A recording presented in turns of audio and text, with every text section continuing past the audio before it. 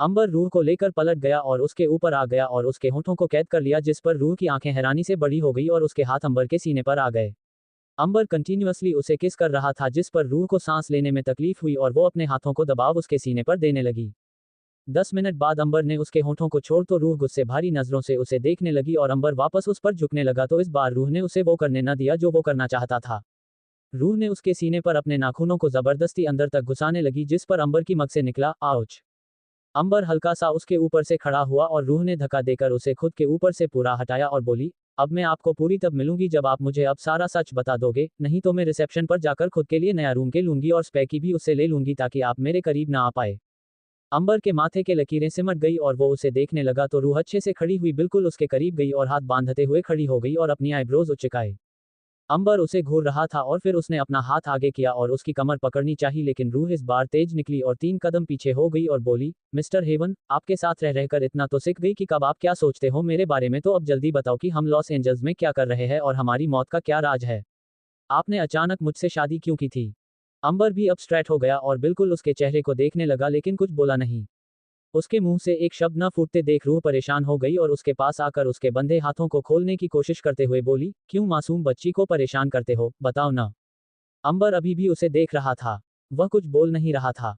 जिस पर रूह परेशान हो गई और वह मुड़ गई और वह बिल्कुल जाकर अंबर के सीने से टकरा गई, जिससे उसकी बैक अंबर के सीने जा मिला और अंबर के हाथ पकड़कर उन्हें आगे की तरफ लेकर आए और कपड़ों के ऊपर ही अपने पेट पर रख दिया और बोली, बता दो ना। अंबर में इस पर गहरी सांस लिया और कसकर उसे पकड़ लिया और बोला, तुम्हें याद है ना कि अभी मैंने कुछ देर पहले क्या कहा था तुम्हें? रूह सोचने लगी और फिर उसे याद आया कि अंबर ने आते ही कहा था कि उसने उसके आशिक को मार डाला है और फिर रूह एकदम से पलट गई और बोली, हाँ। आप किसी को मार कर आए हो, किसको मार के आए हो? मार्क ओलिवर स्मिथ, अंबर ने कहा तो रह ने अपना मुंह बना लिया और बोली, छी कितना गंदा नाम है। उसके बाद वह अंबर के चेहरे को देखने लगे, जिस पर इस वक्त कोई भी एक्सप्रेशन नहीं था और वापस शांत हो गई और अपने होठों पर अपनी उंगली रख दी, तो अंबर आगे बोला, उस आदमी ने हमारे घर पर हमला करवाया था जिस बारे में हमारी फैमिली को नहीं पता था, क्योंकि मैंने वह हमला रुकवा दिया था, लेकिन तुम्हें पता है कि वह हमला किस लिए हुआ था? रूह ने शांति से छोटे बच्चों की तरह सिर्फ अपनी गर्दन को नामे हिला दिया, तो अंबर में इस कमर पर हाथ रखा और उसे अपने करीब करते हुए बोला, तुम्हें अपना बनाने के लिए। उसे सिर्फ इतना पता था कि तुम कॉलेज गई हो, उसे यह नहीं पता था कि मैं भी उस घर पर मौजूद नहीं हूँ, इसीलिए मुझे पापा से पहले पता चल चुका था कि घर पर हमला होने वाला है, इसीलिए मैंने कुछ आदमी को जान से मार डाला और यह खून इस आदमी का था जिसे तुमने अपने हाथों से साफ किया। अंबर इतनी शांति से यह बात बोल रहा था जैसे जान लेना कोई गुड्डा गुड्डी का खेल है और वह थोड़ा सा कँप गई और बोली, आप मजाक कर रहे हो? अंबर में इस पर कहा, मैं मजाक नहीं करता सनशाइन। रूह ने इस पर पतली सी आवाज में कहा, तो क्या आपने सच में उस आदमी को मार डाला? यस सनशाइन, अंबर में उसके होठों पर अपना अंगूठा रखकर उसे दबाते हुए कहा, जिस पर हल्की सी सिसक्रह के मुंह से निकल गई। उसके बाद रूह ने फिर से सवाल किया, और वह हमारे मरने वाला क्या है? अंबर के चेहरे पर यह सुनकर एक डेविल मुस्कान आ गई और वह बोला, इस बात का जवाब मैं तुम्हें नहीं दूंगा। वही देगा जिसकी वजह से हम यहाँ आए हैं और जिसकी वजह से मुझे हम दोनों की मौत का स्वांग रचना पड़ा। रो को समझ में नहीं आया तो अंबर ने कहा, धीरे धीरे सब समझ आ जाएगा और वैसे भी बहुत जल्द हम वापस इंडिया जाने वाले हैं, हम यहाँ हमेशा के लिए नहीं आया था। रूह ने वापस सवाल किया, और वह हमारी शादी आपने वह क्यों करी थी मंदिर में, और वह भी इतनी जल्दबाजी में? अंबर ने इस पर रूह के बालों को उसके कानों के पीछे करते हुए कहा, क्यों? तुम्हें अच्छा नहीं लगा कि मैं तुमसे शादी करें? क्या तुम्हें अच्छा नहीं लगा कि मैं तुम्हारा पति बन गया हूँ और तुम रूह मित्तल से मिसेज रूह अंबर सिंह ओसवाल हो चुकी हो? रूह इस पर तुरंत बोली, नहीं, नहीं, ऐसी बात नहीं है, मुझे तो अच्छा लगा कि आपने मुझसे शादी कर ली, लेकिन जिस तरीके से शादी मुझे चाहिए थी, वह शादी आपने नहीं करी ना। अंबर इस पर मुस्कुराया और बोला, तो तुम्हें किस टाइप की शादी चाहिए? रूह ने सोचते हुए कहा और फिर बोली, वैसे तो फैमिली वाले हमारी इंडियन ट्रेडिशन में ही शादी कराते, पर मुझे आपके साथ चर्च वेडिंग करनी थी, मुझे व्हाइट गाउन पहनना है अपनी लाइफ में एक बार, वह भी वेडिंग वाला। अंबर ने इस पर रूह की चिन्ह को पकड़ा और उसे किस करते हुए बोला, ठीक है, तो बहुत जल्द अब हमारी चर्च वेडिंग होगी। रूह इस पर बिल्कुल खुश हो और वह सीधा जाकर अंबर के सीने से लग गई और उसे कसकर पकड़ लिया। अंबर में भी उसे कसकर अपनी बाहों में पकड़ लिया और अपनी आंखों को दीवार पर लगी घड़ी की तरफ गड़ाते हुए बोला, कितनी मासूम है ना मेरी सनशाइन, सवाल करने थे पर शादी की बात में सारे सवाल तुम्हारे जहन से निकाल दिए, पर बहुत जल्द तुम्हें भी सारी सच्चाई पता चलेगी और बहुत जल्द उस इंसान को भी सारी सच्चाई पता चलेगी, तुम्हें जितनी चाल चलनी है चलो दानिश, लेकिन जीत लूंगा तो मैं ही। शाम का वक्त, सिंह ओसवाल मैंशन। काशी इस वक्त अपने कमरे की अपने बेड पर आराम से सो रही थी कि तभी उसके कानों में छोटे अंबर की आवाज आने लगी। वह इस वक्त सपना देख रही थी और उसे सपने में वह अपने सामने 5 साल के अंबर को देख रही थी जो कि काफी मस्तीखोर हुआ करता था। काशी दूध का गिलास लेकर उसके पीछे भाग रही थी और अंबर उसे पूरे मेंशन में अपने पीछे भगाए जा रहा था और हंसते जा रहा था। 5 साल की उम्र में और 20 साल के उम्र में काफी फर्क था। अमर जब 14-15 साल का हुआ था तब उसके अंदर रूह को लेकर पोजीशन भरी थी। उससे पहले तो वह उसके साथ कम ही बातें क्या करता था और ना ही अंबर के अंदर रूह को लेकर कोई अटैचमेंट था। इस उम्र में रूह भी शांति से बस मयूर की गोद में रहा करती थी। भागते भागते काशी थक गई और अब उसके अंदर हिम्मत नहीं थी कि वह अंबर के पीछे और भाग सके। अंबर चलते फिर रुक गया और जब उसने थकी हुई काशी को देखा तो उसने उसे सताना बंद कर दिया और चलकर उसके पास आया और शांति से उसके हाथ से गिलास लिया और सारे दूध को एक बार में पी गया। काशी के चेहरे पर यह देखकर मुस्कान आ गई और उसने अंबर को अपनी गोद में उठा लिया, जिस पर अंबर ने अपनी तोतली आवाज में कहा, आप भी दूध पिया करो, आपके अंदर बिल्कुल स्टेमिना नहीं है, मेरे पीछे भालती रहती हो बस। काशी इस पर हंसने लगी और उसे लेकर सोफे पर शांति से बैठ गई और बोली, तो तू मुझे भगाता क्यों है जब तुझे पता है कि तेरी मम्मी के अंदर स्टेमिना नहीं है तुझे पकड़ने के लिए। अंबर ने इस पर अपना मुंह बना लिया और बोला, आपको भी दूध पीना चाहिए। और अपनी बात कहने के बाद अंबर उसकी गोद से उतरा और सीधा तेज कदमों से सीढ़ियों की तरफ भागने लगा, जिस पर काशी उसे रोकते हुए बोली, अंबर ध्यान से गिर जाएगा वरना। अंबर ने अपना सर दूसरी तरफ किया और काशी को देखते हुए आगे की तरफ भागते हुए बोला, नहीं गिरूंगा। लेकिन हुआ इससे बिल्कुल उलट और सीढ़ियां चढ़ते हुए अचानक से उसका पैर स्लिप हो गया और वह राउंड राउंड घूमते हुए नीचे गिरने लगा और उसके मुंह से चीख निकल गई। अंबा काशी उसे गिरते हुए देखकर चिल्लाई। काशी चीख पड़ी क्योंकि अंबर उसकी आंखों के सामने सीढ़ियों से लुढ़कते हुए नीचे गिर गया था और उसके सर पर हल्की सी चोट भी आ गई थी। तभी अचानक से काशी जब उसके पास पहुंची तो देखा कि अंबर का सर फट चुका है और उसके सर से धार की तरफ खून फव्वारे की तरह निकल रहा है। काशी चिल्लाई, मयूर, मयूर, जल्दी आओ मयूर, जल्दी आप। इसी के साथ काशी का सर अचानक से घूमने लगा और वह वही अंबर के बगल में बेहोश होकर गिर गई। तभी अचानक से उसे अपने चेहरे पर ठंडे ठंडे पानी के छींटे महसूस हुई और उसने धीरे से अपनी आंखें खोली तो उसे अपनी बाहों में पकड़े मयूर बैठा हुआ था और उसके साइड में ही सृष्टि खड़ी थी और रुक्मणी जी भी थी, जिनके चेहरे पर इस वक्त परेशानी थी। अंबर काशी के मुंह से हल्के से निकला, जिसे सुनकर समय एक दूसरे की तरफ देखा और मजदूर में अच्छे से काशी को बेड पर बैठा दिया। काशी को अपने सर में दर्द हो रहा था, जिस पर उसने अपने सर को पकड़ा और मयूर से धीरे से बोली, अंबर कहाँ है? वह ठीक है ना? अपने कमरे में रेस्ट कर रहा है क्या? और डॉक्टर ने उसे देख लिया ना? उसके सर पर ज्यादा चोट तो नहीं आई? वह रोया तो नहीं ना? सृष्टि, मयूर, रुक्मणी जी, इंद्रजीत जी, चारों वहां खड़े हैरान थे काशी की बात सुनकर और मयूर ने उसका चेहरा अच्छे से पकड़ा और बोला, तुम सपना देख रही थी काशी और तुम सपने में चीखी क्यों? कोई बुरा सपना देखा? सपना सुनकर काशी अजीब नजरों से मयूर को देखने लगी और फिर बोली, मैंने कोई सपना नहीं देखा। मैंने अपनी आंखों से देखा अंबर सीढ़ियों से गिर गया और उसके सर पर चोट लगी है। आप उसे अस्पताल से लेकर गए थे ना? छोटा सा बच्चा, उसके सर में चोट लग गई है, मैं उसे उसके कमरे में देखने जाती हूँ। कहने के बाद काशी वहां से उठकर जाने लगी ही थी कि तभी उसने अपना एक कदम ही कमरे के दरवाजे की दहलीज पर रखा था कि मयूर ने एकदम से कहा, अंबर मर चुका है काशी। और सिर्फ अंबर ही नहीं, रूह भी हमें छोड़कर चली गई है, दोनों बच्चे चले गए हमें छोड़कर, वह नहीं आने वाले, आप सपना देख रही थी। अंबर की बात सुनकर तो जैसे काशी अपने सेंस में वापस आए और उसे रियलाइजेशन हुआ कि वह सपना देख रही थी, जिसमें अंबर 5 साल का था, लेकिन अब अंबर की उम्र 20 साल की थी। लेकिन अब वह उम्र कभी बढ़ने नहीं वाली थी क्योंकि इसी उम्र में अंबर उसे छोड़कर हमेशा के लिए चला गया था। काशी ने कसकर दरवाजे की कोनी को पकड़ लिया और वही गिरकर जोर से गला फाड़कर रोने लगे और मयूर उसके पास तुरंत आया और उसके सर को अपने सीने से लगाकर उसकी पीठ को सहलाने लगा और उसे चुप करने की कोशिश करने लगा और यहाँ बाकी तीनों की आंखों में भी आंसू आने लगे। अंबर बाबू आ जाओ इंडिया, माँ का बुरा हाल हो रहा है। वही लॉस एंजेलिस में एक बड़े से महंगे मॉल में इस वक्त अंबर रूह को शॉपिंग करवाने के लिए लेकर आया था और रूह कोई कपड़े नहीं देख रही थी अपने लिए, वह तो वेडिंग ड्रेस देख रही थी अपने लिए। लड़कियों के कपड़े में उसे ज्यादा इंटरेस्ट नहीं था, लेकिन रूह क्या पहन रही है उसमें उसे पूरा इंटरेस्ट था, इसीलिए वह जो भी कपड़ा रूह अपने लिए सेलेक्ट करती, उस ड्रेस को अच्छे से पहले अंबर एनालाइज करता और उसके बाद रूह उस ड्रेस को लेकर ट्रायल रूम में ट्राई करने जाती। लेकिन ट्राई करने के बाद भी अंबर अपने ही सेलेक्ट किए कपड़ों को रिजेक्ट कर देता, क्योंकि किसी में रूह कुछ ज्यादा ही पतली और सेक्सी नजर आती, किसी में उसकी बैकलेस नजर आती, किसी में उसके क्लीवेज ज्यादा नजर आते, किसी में उसका लुक इतना ज्यादा बोल्ड हो जाता कि अंबर से उसका खुला बदन बर्दाश्त नहीं होता। अंबर जो शांति से सोफे पर एक जगह बैठकर रूह को इधर से उधर चक्कर लगवाया जा रहा था और उसके लिए ड्रेस सेलेक्ट कर रहा था, रूह अंबर के इस बर्ताव से इरिटेट हो चुकी थी और उसे गुस्सा भी आ रहा था। रूह में वापस एक व्हाइट कलर की लॉन्ग मरमेड स्टाइल ड्रेस को सेलेक्ट किया और उसे लेकर अंबर के पास आए और बोली, ये कैसी है और प्लीज इसे सेलेक्ट कर लीजिए, ये 15th ड्रेस है जो मैं आपको दिखा रही हूँ। अंबर ने अपने फोन से नजर हटाकर ड्रेस को देखा, जो कि दिखने में काफी डिसेंट और प्यारी लग रही थी और उसमें कोई भी ब्राइड बहुत खूबसूरत लगती, रूह भी उस ड्रेस में काफी खूबसूरत लगती, जिस पर अंबर ने कहा, अच्छा है, ट्राई करके आओ। ये सुनकर रूह ने गहरी सांस लिया और वह ट्रायल रूम की तरफ जाने ही लगी थी कि तभी नंबर की आवाज आई, और हाँ, चाहे तुम 100 कपड़े भी ट्राई कर लो, लेकिन जब तक मैं सेटिस्फाई नहीं हो जाता तब तक तुम कपड़े बदलती रहोगी। रूह जो कि रुक गई थी, उसने अंबर को तो नहीं देखा था लेकिन उसकी पूरी बात जरूर सुनी थी और उसकी बात खत्म होते ही रूह ने जोर से अपना पैर को जमीन पर पटका और खींचते हुए ट्रायल रूम की तरफ चली गई। रूह सच में पिछले 2 घंटे से कपड़े ट्राई कर रही थी, जिस वजह से उसके परेशानी हो रही थी और वह थक गई थी कपड़े बदलते बदलते और उसके हाथ में और पैर में बार बार ऊपर नीचे करने की वजह से कपड़े चेंज करने के टाइम पर दर्द होने लगा था और इस बार भी उसने मर मर के वह मरमेड स्टाइल ड्रेस पहन ली, लेकिन जैसे ही उसने उसे ट्रायल रूम के आईने में खुद को देखा तो वह खुद को देखते ही रह गई क्योंकि यह ड्रेस भी उसे काफी प्यारी लगी थी। रूह के चेहरे पर मुस्कान आ गई और वह खुद से बोली, someone is looking so cool and decent. लेकिन अगले ही पल वो मुस्कान गायब हो गई और निराशा में बदल गई और उसने अपना मुंह लटकते हुए खुद को आईने के जरिए देखते हुए कहा, लेकिन क्या फायदा। ड्रेस तो मैं वही ले पाऊंगी जो वह मुझे कहेंगे और अगर इस बार उन्होंने इस ड्रेस को मना कर दिया ना तो नहीं करना मुझे कुछ चर्च वेडिंग, भाड़ में जाए चर्च वेडिंग। मैंने डिमांड क्या कर दी, उसके चक्कर में मेरे 2 घंटे इस ट्रायल रूम में बितवा दिए। उसके बाद रूह ने अपने बालों का अच्छे से जुड़ा बनाया जो कि कपड़े बदलते वक्त बिखर कर वापस जुड़े से खुलकर खुले हो चुके थे और ट्रायल रूम का दरवाजा खोला और अंबर के पास चलकर आई जो कि अपने फोन में व्यस्त था। वह बोली, अब बताइए कि मैं कैसी लग रही हूँ।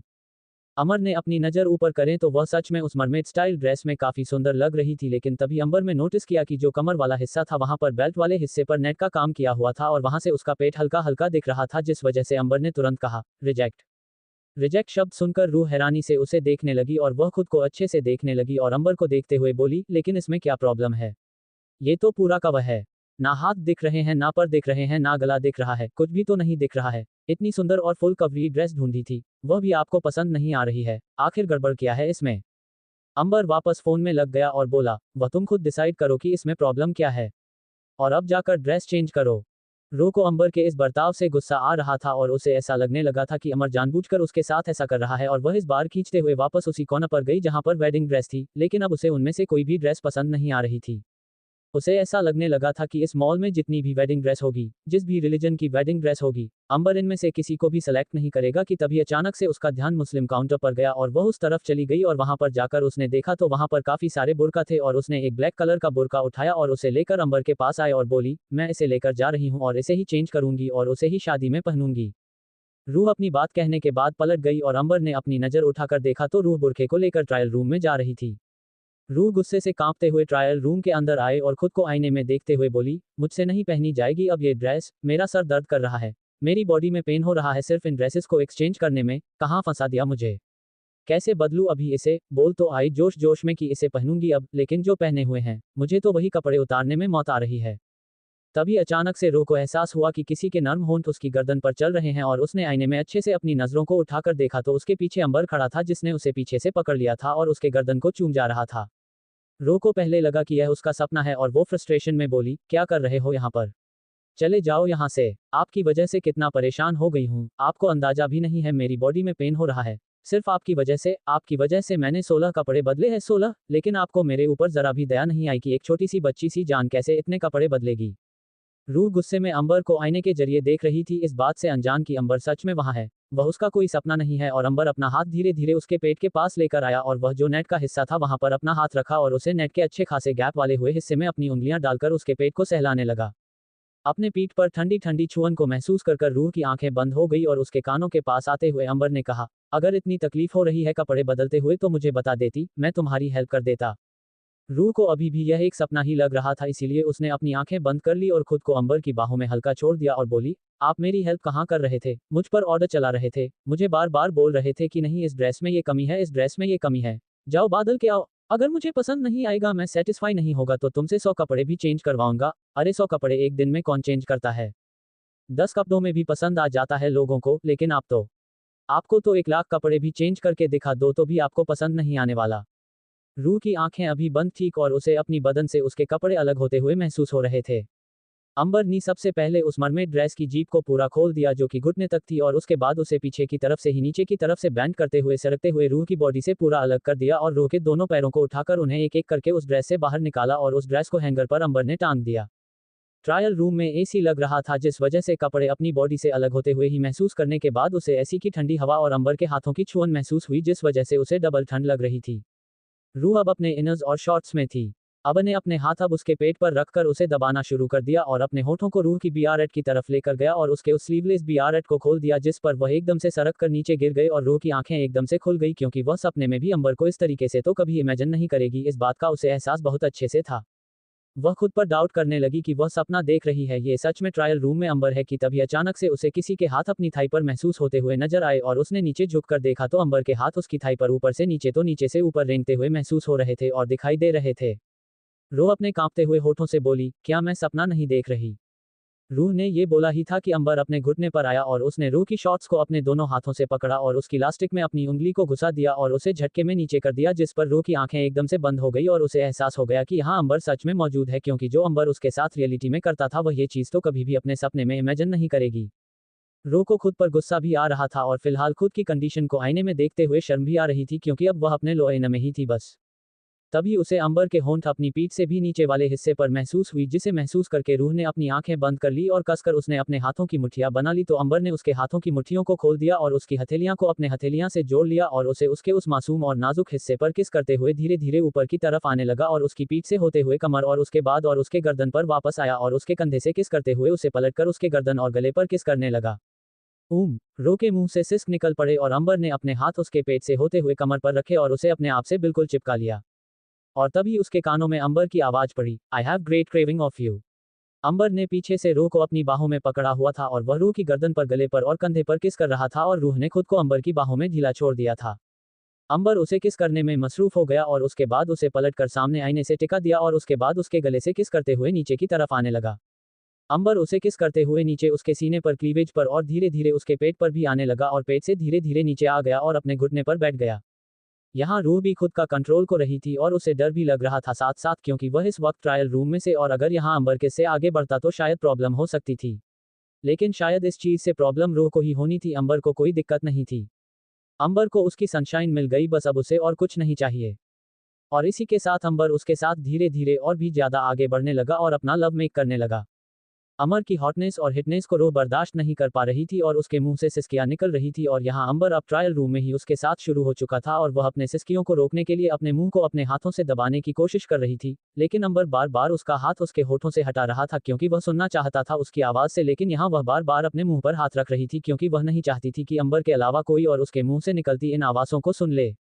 यहाँ बाहर भी जितनी भी लड़कियां ट्रायल रूम के पास आती, वह हैरान हो जाती कि आखिर ट्रायल रूम का दरवाजा इतने समय से बंद क्यों है, और तभी वह कान लगाकर अगर कुछ सुनने का कोशिश भी करती तो शर्म के मारे वहां से भाग जाती, क्योंकि उन्हें समझ आ गया था कि अंदर कोई कपल है जो एक दूसरे को प्यार करने में फिलहाल इतना बिजी है कि उन्हें दूसरों की कोई परवाह ही नहीं है, और वैसे भी वह भी कौन होते हैं उन्हें रोकने वाले, क्योंकि वहां इकलौता एक ही ट्रायल रूम थोड़ी था और भी बहुत सारे ट्रायल रूम थे, लेकिन कोई भी उसे ट्रायल रूम और ट्रायल रूम के आजू बाजू वाली ट्रायल रूम में चेंज करने के लिए नहीं गया। 1 घंटे से पहले अंबर ने उसे नहीं छोड़ा और उसके बाद जो कपड़े रूह होटल से पहन कर आई थी अंबर ने वह कपड़े उसे पहना है। रूह के अंदर इतनी भी हिम्मत नहीं थी कि वह चलकर ट्रायल रूम से बाहर चली, लेकिन वह फिर भी अपने अंदर हिम्मत लेकर आ रही थी और उसने अंबर का एक हाथ कसकर अपने दोनों हाथों में पकड़ लिया ताकि वह गिरना चाहिए, क्योंकि वह इतना ज्यादा थक गई थी कि ऐसा लग रहा था कि अगर उसे सहारा नहीं मिला तो वह गिर जाएगी। रूह है धीरे से अंबर से कहा, अब प्लीज मुझे आप कोई और ड्रेस चेंज करने के लिए मत बोलना, क्योंकि मेरे अंदर हिम्मत नहीं है। जो बची कुची एनर्जी थी वह अपने खींच ली। अंबर इस पर धीरे से मुस्कुराने लगा और बोला, नहीं बोलूंगा क्योंकि अब हम होटल वापस जा रहे हैं। थैंक यू, रूह ने कहा और बिना कुछ खरीदे ही वह दोनों उसे माल से चले गए। रूह को लगा कि शायद उसने ही गलती कर दी चर्च वेडिंग की ड्रेस की जिद कर, क्योंकि अंत में अगर उनकी शादी हुई की भी तो वह भी इंडियन स्टाइल में ही होगी और उसे वह इंडियन स्टाइल है ही मंजूर था, लेकिन उसे नहीं पता था कि अंबर उसकी विश को पूरा करके ही रहेगा। अगले दिन जब सोकर होटल रूम में रूह की आंखें खुली तो हैरान हो गई, क्योंकि जैसे ही वह उठकर बैठी सामने एक बड़ी सी और खूबसूरत बेबी पिंक कलर की वेडिंग गाउन था। वह गाउन सच में बहुत ज्यादा खूबसूरत था और किसी ब्राइड के लिए तो बहुत ही ज्यादा खूबसूरत। तभी उसे आवाज आई, कैसी लगी ड्रेस और तैयार हो हमारी शादी के लिए, हमारी चर्च वेडिंग के लिए। रूह में आवाज को फॉलो करते हुए अपने साइड में देखा तो वहां पर हाथ बांधकर ब्लैक कलर के फॉर्मल वेडिंग ड्रेस में अंबर तैयार खड़ा था और वह हैरान थी उसे देखकर, और वह तुरंत बेड से खड़ी होकर उतरकर अंबर के पास आए और बोली, आप तो बिल्कुल ग्रूम की तरह लग रहे हो, मैंने जिसे फिल्मों में देखा है वैसे, और आप मेरे लिए वेडिंग ड्रेस लेकर आए, वह भी इतनी ब्यूटीफुल, और इसका कलर पिंक है और व्हाइट नहीं है। अंबर ने इस पर जवाब दिया, क्या जरूरी है कि वेडिंग के वक्त व्हाइट कलर ही पहनना जरूरी है? नहीं ना, और वैसे भी अगर कहीं लिखा भी होगा ना कि व्हाइट ही पहनना है तो भी मैं नहीं मानने वाला, क्योंकि जो मेरी पसंद वही तुम करोगी और तुम यही गाउन पहनोगी। तो मैं बाहर वेट कर रहा हूँ, जल्दी से फ्रेश हो जाओ, नहा धोकर ये गाउन पहन लो, क्योंकि हम आज ही तुम्हारी मनपसंद चर्च वेडिंग करेंगे, उसके बाद इंडिया भी तो वापस जाना है। इंडिया का नाम सुनकर रूह को सिंह ओसवाल फैमिली याद आ गई और वह बोली, लेकिन हम ऐसे बिना फैमिली की शादी क्यों करें, उनका होना भी तो जरूरी है, और बाद में कर लेंगे ना शादी, और वैसे भी हमें ये भी तो नहीं पता कि वह अगर हमारी शादी करवाएंगे भी तो कौन सी चर्च या इंडियन स्टाइल।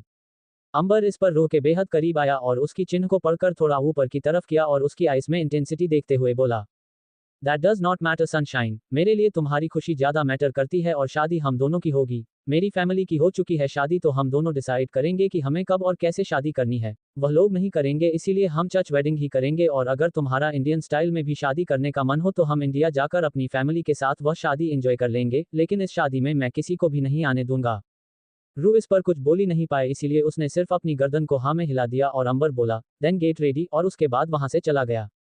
कुछ देर में अच्छे से तैयार होकर रूह उस वेडिंग गाउन में थी और खुद के बालों का जुड़ा बना रहे थे कि तभी अचानक से पीछे से अंबर आया और जो बाल जुड़े में बंधने जा रहे थे उन्हें खुला छोड़ दिया और उसे पीछे से हक करते हुए अमर बोला, इंडियन शादी के वक्त उनका जोड़ा बना लेना लेकिन इस वक्त मुझे ये खुला चाहिए, यू नो ना कि यह बैकलेस है इसीलिए इसका कवर होना भी बहुत जरूरी है। रूह ने आईने के जरिए ही अंबर को देखा और हाँ मैं अपनी गर्दन हिला दी और उसके बाद लाइट मेकअप किया क्योंकि गाउन में हैवी मेकअप अच्छा नहीं लगता था और गाउन में क्या रूह को कभी भी हैवी मेकअप ज्यादा अच्छा नहीं लगता था। कुछ देर में अच्छे से तैयार होकर दोनों ही चर्च के लिए निकल गए।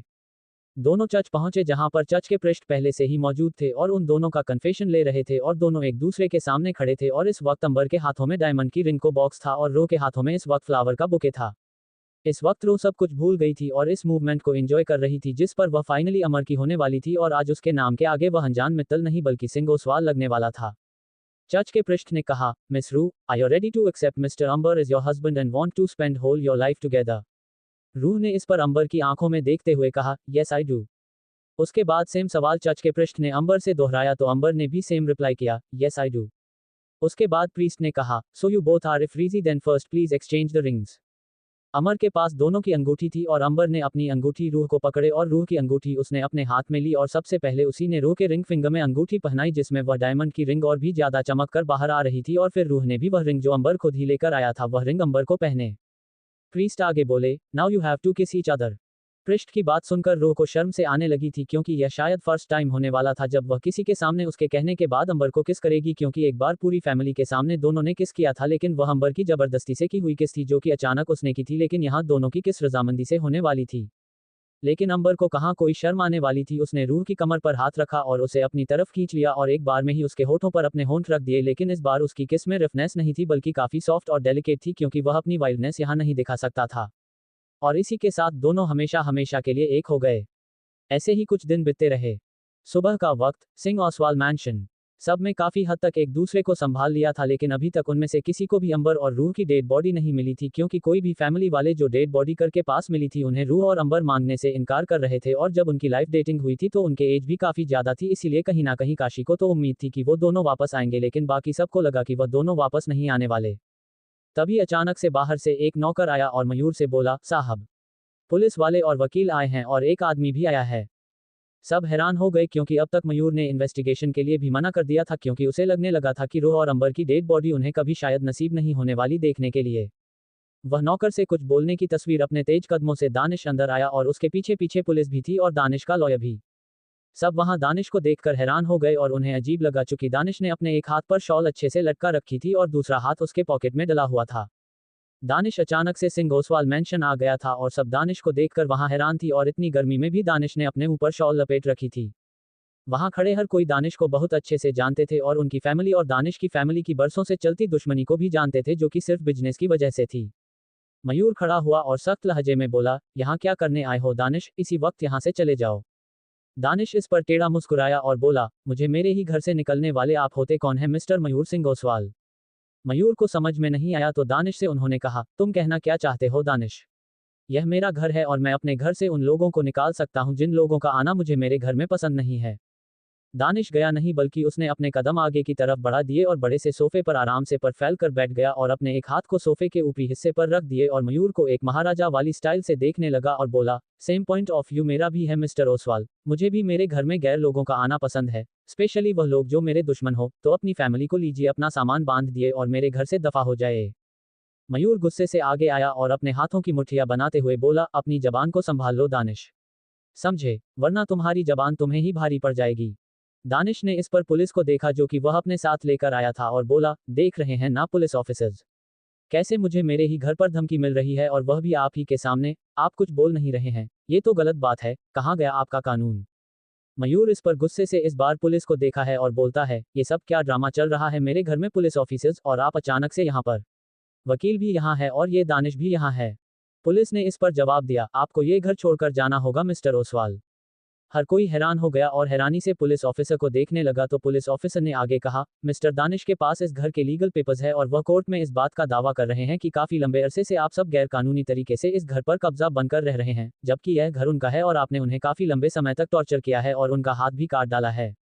हाथ काट डालने वाली बात पर हर कोई हैरान हो गया क्योंकि किसी ने भी ऐसा कुछ किया ही नहीं था कि तभी दानिश उठा और जो शॉल उसने अभी तक अपने उस हाथ पर लपेटा हुआ था वह शोला उतार कर फेंक दिया तो सच में दानिश का एक हाथ नहीं था। बस शर्ट की बाजू लटक रही थी और उसके बदन को अच्छे से देखकर लग रहा था कि उसने अपना हाथ छुपाया भी नहीं है, सच में उसके बदन से उसका सीधा हाथ निकाल दिया गया था। ये थोड़ा डरावना भी हो सकता था, इसलिए सृष्टि तुरंत मयूर के पास गई और उसके सीने से लग गई और अपने चेहरे को उसके सीने में छुपा लिया क्योंकि वह ये सब नहीं देख सकती थी। मयूर ने भी अपना एक हाथ उठाकर अच्छे से सृष्टि को अपनी बाहों में छुपा लिया। उसके बाद वकील आगे आया और उन्होंने घर की लीगल पेपर्स जो कि दानिश के नाम पर थे वह पेपर्स लाकर मयूर के सामने कर दिए और जब मयूर ने उन पेपर को देखा तो हैरान हो गया क्योंकि वह सच में लीगल पेपर जैसे ही लग रहे थे और उन पर बाकायदा दानिश और दानिश के फैमिली के सिग्नेचर भी थे। मयूर को पेपर देकर बहुत ज्यादा गुस्सा आया और उसने गुस्से से उन पेपर को नीचे जमीन पर पटक दिया और उसके बाद वह अपनी उंगली दिखाते हुए पुलिस ऑफिसर से बोला, ये झूठे पेपर है, मेरे पास मेरे घर के असली पेपर्स मौजूद हैं, मैं अभी अपने वकील को बुलाता हूँ। उसके बाद मयूर ने अपनी जेब से अपना फोन निकाला और अपने वकील को फोन करने लगा, लेकिन उनके वकील फोन ही नहीं उठा रहा था, उनका फोन स्विच ऑफ बता रहा था। उसके बाद मयूर ने उनके दूसरे नंबर पर भी कॉल किया तो वह भी स्विच ऑफ था। उसके बाद मयूर ने उनके घर वाले नंबर पर भी फोन किया, लैंडलाइन पर भी फोन किया, उनकी फैमिली को भी फोन किया, लेकिन किसी ने भी उनका फोन रिसीव नहीं किया। मयूर के चेहरे पर परेशानी सब झलक रही थी और वह परेशानी दानिश भी बहुत अच्छे से देख रहा था और दानिश खड़ा हुआ और मयूर के पास आते हुए बोला, क्या हुआ, फोन नहीं उठा रहा, उठेगी भी क्यों, क्योंकि आपके पास आपके घर के लीगल पेपर्स है ही नहीं। ये सुनते ही मयूर ने गुस्से वाला चेहरा दानिश को दिखाया तो दानिश उसके कान के पास झुका और बोला, आपका वकील फोन नहीं उठाएगा क्योंकि मैंने उसे फोन उठाने लायक तो क्या बोलने लायक भी नहीं छोड़ा, बेचारा। परिवार वालों के साथ भगवान जी को प्यार हो गया, कहाँ से लाएगा घर के पेपर्स, क्योंकि उसके घर को तो मैं खंडार बनाकर आ रहा हूँ, बेचारे पेपर जलकर राख हो गए, वकील के साथ अस्थियों में बदल गए। मयूर हैरान हो गया और हैरानी से दानिश को देखने लगा क्योंकि उसके घर के पेपर्स उसके वकील के पास थे और वकील को ही दानिश ने मार डाला था और जो भी सबूत थे सारे के सारे दानिश मिटा चुका था। अब मयूर के पास कुछ नहीं था ये कहने के लिए कि वह घर उसी का है। उसके बाद दानिश उल्टे कदम चलने लगा और मयूर को ही देखता रहा, लेकिन 10 कदम चलने के बाद वह रुका और पलटकर पुलिस को देखने लगा और फिर बोला, आधे घंटे का वक्त दीजिए इन्हें और बोलिए कि अपने कपड़े ले और यहाँ से चले जाए क्योंकि मैं बेफिजूल के लोगों को अपने घर में बर्दाश्त नहीं कर सकता, मुझे मेरे घर में शांति चाहिए। पुलिस ऑफिसर्स बहुत अच्छे से जानते थे दानिश और मयूर की दुश्मनी को। पुलिस क्या पूरा का पूरा मुंबई जानता था इनकी दुश्मनी को क्योंकि बहुत ही कट्टर दुश्मनी थी उनके बीच में। एक बिजनेस डील में दानिश के पापा ने गड़बड़ी की थी और घोटाला किया था। उसके बाद से मयूर और दानिश के पापा में बहुत बड़ी दुश्मनी हो गई थी और दानिश दुश्मनी आगे बहुत ही शिद्दत से निभा रहा था। पुलिस आगे आए और शांति से मयूर से बोले, मिस्टर सिंह ओसवाल, मैं पूरी कोशिश करूंगा कि जो भी चाल दानिश कर रहा है वह उस चाल में नाकाम हो जाए, लेकिन फिलहाल के लिए तो आपको अपना घर छोड़ना होगा और साथ ही आपको अपना कंपनी भी छोड़ना होगा क्योंकि दानिश ने आपकी कंपनी पर भी कब्जा कर लिया है, आपकी कंपनी को सील कर दिया गया है। मयूर का गुस्सा तो इस पर जैसे फट पड़ा और उसने पुलिस ऑफिसर की कॉलर को पकड़कर खींचते हुए कहा, क्या बकवास किए जा रहे हो ऑफिसर, पहले मेरा घर और मेरी कंपनी भी, कहाँ जाऊंगा अपनी फैमिली को लेकर, और यह घर मेरा है, मेरा, चाहे कोई भी आ जाए मैं यहाँ से हिलने नहीं वाला क्योंकि मैं सच्चा हूँ और यह घर मेरा है। चाहे इसके जैसे 10 दानिश क्यों ना आ जाए, मैं हर एक का सामना करने के लिए सक्षम हूँ। मेरा बेटा क्या चल गया, इस लड़के ने अपने आप को महाराज समझ लिया, लेकिन वह भूल रहा है कि उस बेटे को जन्म देने वाला मैं हूँ और मैं लड़ सकता हूँ। दानिश जो वापस सोफे पर जाकर बैठ गया था वह बोला, लेकिन लड़ोगे किसके बल पर, क्योंकि तुम्हारा वकील तो, कहते कहते दानिश रुक गया और यहाँ पुलिस और मयूर की नजरें उसी के ऊपर थी और उसके बाद दानिश ने मयूर को आंख मार दी और फिर बोला, क्योंकि तुम्हारा वकील तो फोन ही नहीं उठा रहा। फोन क्या, वो तो उसका तो कोई फैमिली मेंबर फोन नहीं उठा रहा, शायद उसे भी पता चल गया कि तुम खोटा सिक्का हो। मयूर ने इस पर बिना किसी भाव के दानिश को देखा और कहा, मैं खोटा सिक्का नहीं हूं, बल्कि तुम जो खोटे सिक्के हो उस पर खतरनाक जंग लग गया है। मयूर को ऐसे लड़ते देखकर पुलिस आगे आया तो मयूर ने उसे जोर के धक्का दिया और बोला, मैंने बोला ना पुलिस ऑफिसर कि मैं अपने घर के नहीं छोड़ने वाला तो नहीं छोड़ने वाला, चाहे कोई कुछ भी क्यों ना कर लो। पुलिस ऑफिसर गिरते गिरते बचा, लेकिन वह मयूर का गुस्सा बहुत अच्छे से जानते थे इसलिए उन्होंने ज्यादा कुछ नहीं कहा, लेकिन यहाँ शोला को भड़काने के लिए दानिश आ गया और उसने कहा, वैसे ऑफिसर्स ऑन ड्यूटी ऑफिसर पर मिस्टर मयूर ने हाथ उठाया है, क्या आपने सजा नहीं देंगे, जेल में नहीं डालेंगे? कशी इस पर हैरान हो गई और वह गुस्से से दानिश को देखकर बोली, तुम जानबूझकर पुलिस ऑफिसर्स को भड़का रहे हो दानिश, तुम्हारे लिए कुछ भी अच्छा नहीं होगा, तुम मेरे पति के साथ कुछ भी गलत नहीं कर सकते। दानिश इस पर हंसते हुए बोला, अरे मिस काशी, आपके पति के साथ तो मैं बहुत पहले ही बहुत कुछ कर चुका हूँ। अब कुछ करने के लिए बचा ही नहीं क्योंकि आप आपके पति ही कहीं की नहीं रहे, रोड पर जो आ गए हैं। ये सुनकर काशी को गुस्सा आ गया लेकिन मयूर के जहां में और दिल दिमाग में इस वक्त अंगारे दहक रही थी। पुलिस ऑफिसर्स ने वापस मयूर से कहा, मिस्टर सिंह ओसवाल आपको घर छोड़कर जाना होगा क्योंकि अगर आप घर छोड़कर नहीं गए तो केस कोर्ट में चला जाएगा और तब आपको और भी ज्यादा प्रॉब्लम होगी। मयूर इस पर तुरंत बोला, लेकिन मयूर की बात पुलिस ऑफिसर ने पूरी नहीं होने दी और उन्होंने अपना हाथ दिखाकर मयूर को शांत किया और बोले, मिस्टर सिंह ओसवाल, आपको जाना होगा, आपके पास और कोई ऑप्शन नहीं है। 2 घंटे बाद दानिश कामयाब हो गया था और मयूर को अपने फैमिली के साथ जाना पड़ा था। मयूर अपनी फैमिली को लेकर इस वक्त एक 5 स्टार होटल में चला गया था रहने के लिए क्योंकि उसके पैसों पर दानिश कब्जा नहीं कर सकता था क्योंकि उस पर मयूर ने एक सिक्योरिटी लगाई हुई थी जिस सिक्योरिटी के बारे में उसके सिवाय सिर्फ अंबर को पता थी, घर वालों में से भी किसी को कुछ नहीं पता था।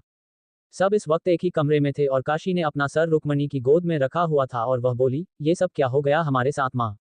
पहले हमारे बच्चे चले गए, उसके बाद हमारा घर और ऑफिस भी चला गया और क्या क्या जाने के लिए रह गए हम सबकी जिंदगी से।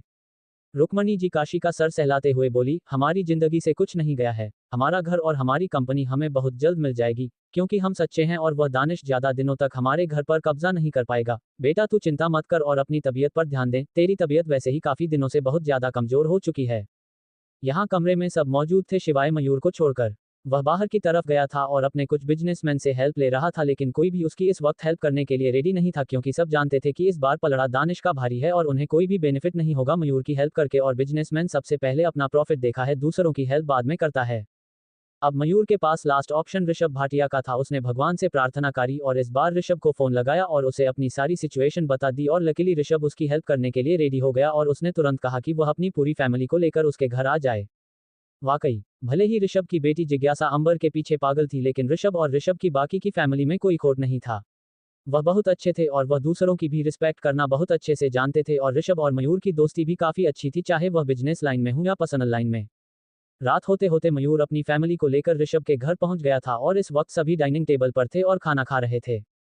जब काशी में जिज्ञासा को देखा तो वह उन्हें काफी दुबली पतली सी नजर आए, ऐसा लग रहा था कि उसने खाना पीना छोड़ दिया है। तो काशी ने जिज्ञासा से सवाल किया, जिज्ञासा क्या हुआ बेटा, तुम बहुत कमजोरी सी नजर आ रही हो, मतलब बुरा मत लगाना लेकिन जब पिछली बार तुमसे मिली थी तुम बहुत खुश लग रही थी, एकदम मस्त मौला टाइप, पर अभी तुम बिल्कुल भी वैसे नहीं लग रही हो।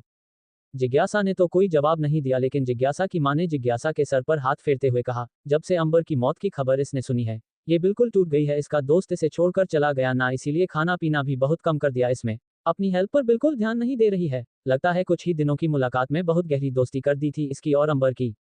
कशी इस पर हल्का सा मुस्कुराए और उसे वापस अंबर की याद आने लगी। या तो उसे रोक भी बहुत आती थी क्योंकि बचपन से लेकर आज तक जब तक भी फोन के साथ ही काशी ने बिल्कुल मन की तरह उसे प्यार किया था और उसे पाला था।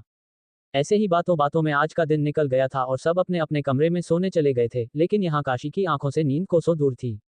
आज बहुत कुछ बदल गया था उनकी जिंदगी में और आज सच में उसे बहुत ज्यादा याद आ रही थी अंबर की, क्योंकि अंबर होता तो शायद जो उनके साथ आज हुआ वह कभी ना होता। मयूर तो सो गया था लेकिन काशी खिड़की के पास थी और वह बालकनी से बाहर चांद को देख रही थी जो आज पूरा का पूरा उसे चांदनी में नजर आ रहा था और बहुत अच्छे से चमक रहा था। यहाँ लॉस एंजेलिस में रू इस वक्त सो रही थी बेड पर और अंबर उसी के बगल में बैठा लैपटॉप पर कुछ वर्क कर रहा था। इस वक्त रू की बॉडी पूरी तरीके से ब्लैंकेट से कवर थी और कमरे की हालत बहुत ही ज्यादा मैसी थी जो देखकर ही समझ आ रहा था कि उनके बीच में कुछ बहुत ही ज्यादा रोमांटिक हुआ था, इसीलिए रूह थक कर सो गई थी। लेकिन अंबर के अंदर अभी भी बहुत एनर्जी थी इसीलिए वह अपने काम पर लग गया था लेकिन तभी अचानक से उसे ऐसा लगा कि किसी ने उसे पुकारा है। लेकिन शायद इस अनचाही पुकार को अंबर बहुत अच्छे से जानता था इसलिए उसने अपनी आंखें बंद करी और खुद से मन में बोले, बस कुछ पल की तकलीफ और उसके बाद आ रहा हूँ वापस इंडिया और साथ में उस आदमी को खत्म करने और अपनी फैमिली को खुश करने। सुबह का वक्त, सब तैयार होकर सुबह के नाश्ते के लिए डाइनिंग टेबल पर आकर बैठ गए थे लेकिन जिज्ञासा वहां से गायब थी।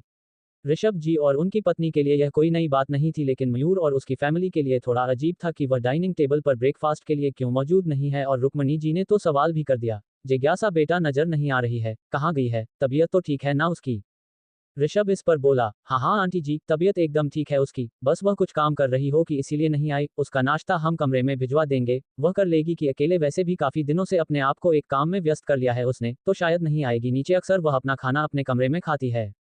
सबके मन में जितने भी सवाल थे वह सारे के सारे ऋषभ ने अपनी बात से वही रोक दिए थे ताकि कोई भी जिज्ञासा के बारे में कोई सवाल ना करें। बाकी सच तो ये था कि जिज्ञासा ने खुद को किसी काम में व्यस्त नहीं किया था। वह अमर की मौत के बाद आती ही नहीं थी किसी से बात करने के लिए। उसने तो जैसे अंबर को अपनी जिंदगी दिल में इस कदर बिठा लिया था कि वह है तो जिंदगी है, नहीं तो जिंदगी ही नहीं है। सबने मिलकर नाश्ता किया और उसके बाद सृष्टि स्कूल के लिए चली गई। 1 महीने बाद उसके बोर्ड के एग्जाम होने वाले थे, इसलिए मयूर ने उसे स्पेशली कहा था कि घर के मामलों में वह अपने आप को ना आगे ले तो अच्छा होगा, वह अपनी स्टडीज पर पूरा फोकस करें ताकि उसे अपनी मनपसंद का कॉलेज मिल सके आगे चलकर। ऋषभ ने एक ड्राइवर को बोल दिया और सृष्टि उसके साथ अपने स्कूल चली गई। वह क्लास में गई और अपनी जगह पर जाकर बैठ गई, लेकिन उसका ध्यान तो अपने घर पर था। उसका घर उससे छिन चुका था कि तभी एक लड़का जो उसी का क्लासमेट था वह सृष्टि के पास आया और बोला, वैसे हमने सुना है मिस पढ़ाकू कि तुम्हारा घर तुमसे छीन गया है, रास्ते पर आ गई हो। सृष्टि स्कूल नहीं आना चाहती थी और यही कारण था कि वह स्कूल क्यों नहीं आना चाहती थी, क्योंकि उनके घर से बेघर होने की बात हवा की तरह पूरे महाराष्ट्र में फैल चुकी थी और उसे पता था कि उसकी क्लास में जितने भी स्टूडेंट हैं उसके दोस्त हो चाहे उसके दोस्त ना हो, उन्हें भी सब कुछ पता चल गया होगा। इसीलिए वह स्कूल में नहीं आना चाहती थी क्योंकि वह शर्मिंदा नहीं होना चाहती थी। और जो लड़का इस वक्त सृष्टि के पास था वह उसका दोस्त नहीं था, बल्कि उन दोनों की अक्सर क्लास में टीचर के न होने पर लड़ाई होती थी। सृष्टि ने कोई जवाब नहीं दिया क्योंकि उसे पता था कि ऐसी बातें होगी जरूर, इसलिए वह शांति से बैठकर अपनी कॉपी को खोलने लगी और उन्हें पढ़ने लगी। तो उस लड़के ने आगे जाकर सृष्टि की वह कॉपी उठा ली, जिस पर सृष्टि गुस्से में उसे देखने लगे और बोली, मुझे मेरी नोटबुक वापस कर दो अभिषेक। अभी क्लास में ज्यादा बच्चे नहीं आए थे, सिर्फ 10-12 बच्चे थे और उन्होंने ज्यादा इंटरेस्ट नहीं लिया। और यहाँ अभिषेक ने उसे नोटबुक को हवा में लटकते हुए कहा, दे दूंगा, लेकिन पहले मुझे बताओ तो सही कहाँ रह रही हो? रास्ते पर, मंदिर पर या रेलवे स्टेशन पर, कहाँ रह रही हो? अपने फैमिली के साथ तुम्हारी खैरियत पूछने के लिए आ जाया करूंगा। सृष्टि खड़ी हुई और अभिषेक के हाथ से नोटबुक लेने की कोशिश करते हुए बोली, मुझे मेरी नोटबुक वापस करो अभिषेक, और मेरी खैरियत जानने के लिए तुम्हें जरा भी तकलीफ उठाने की कोई जरूरत नहीं है। अपने और अपने फैमिली पर ध्यान दो, समझे? Now give my notebook.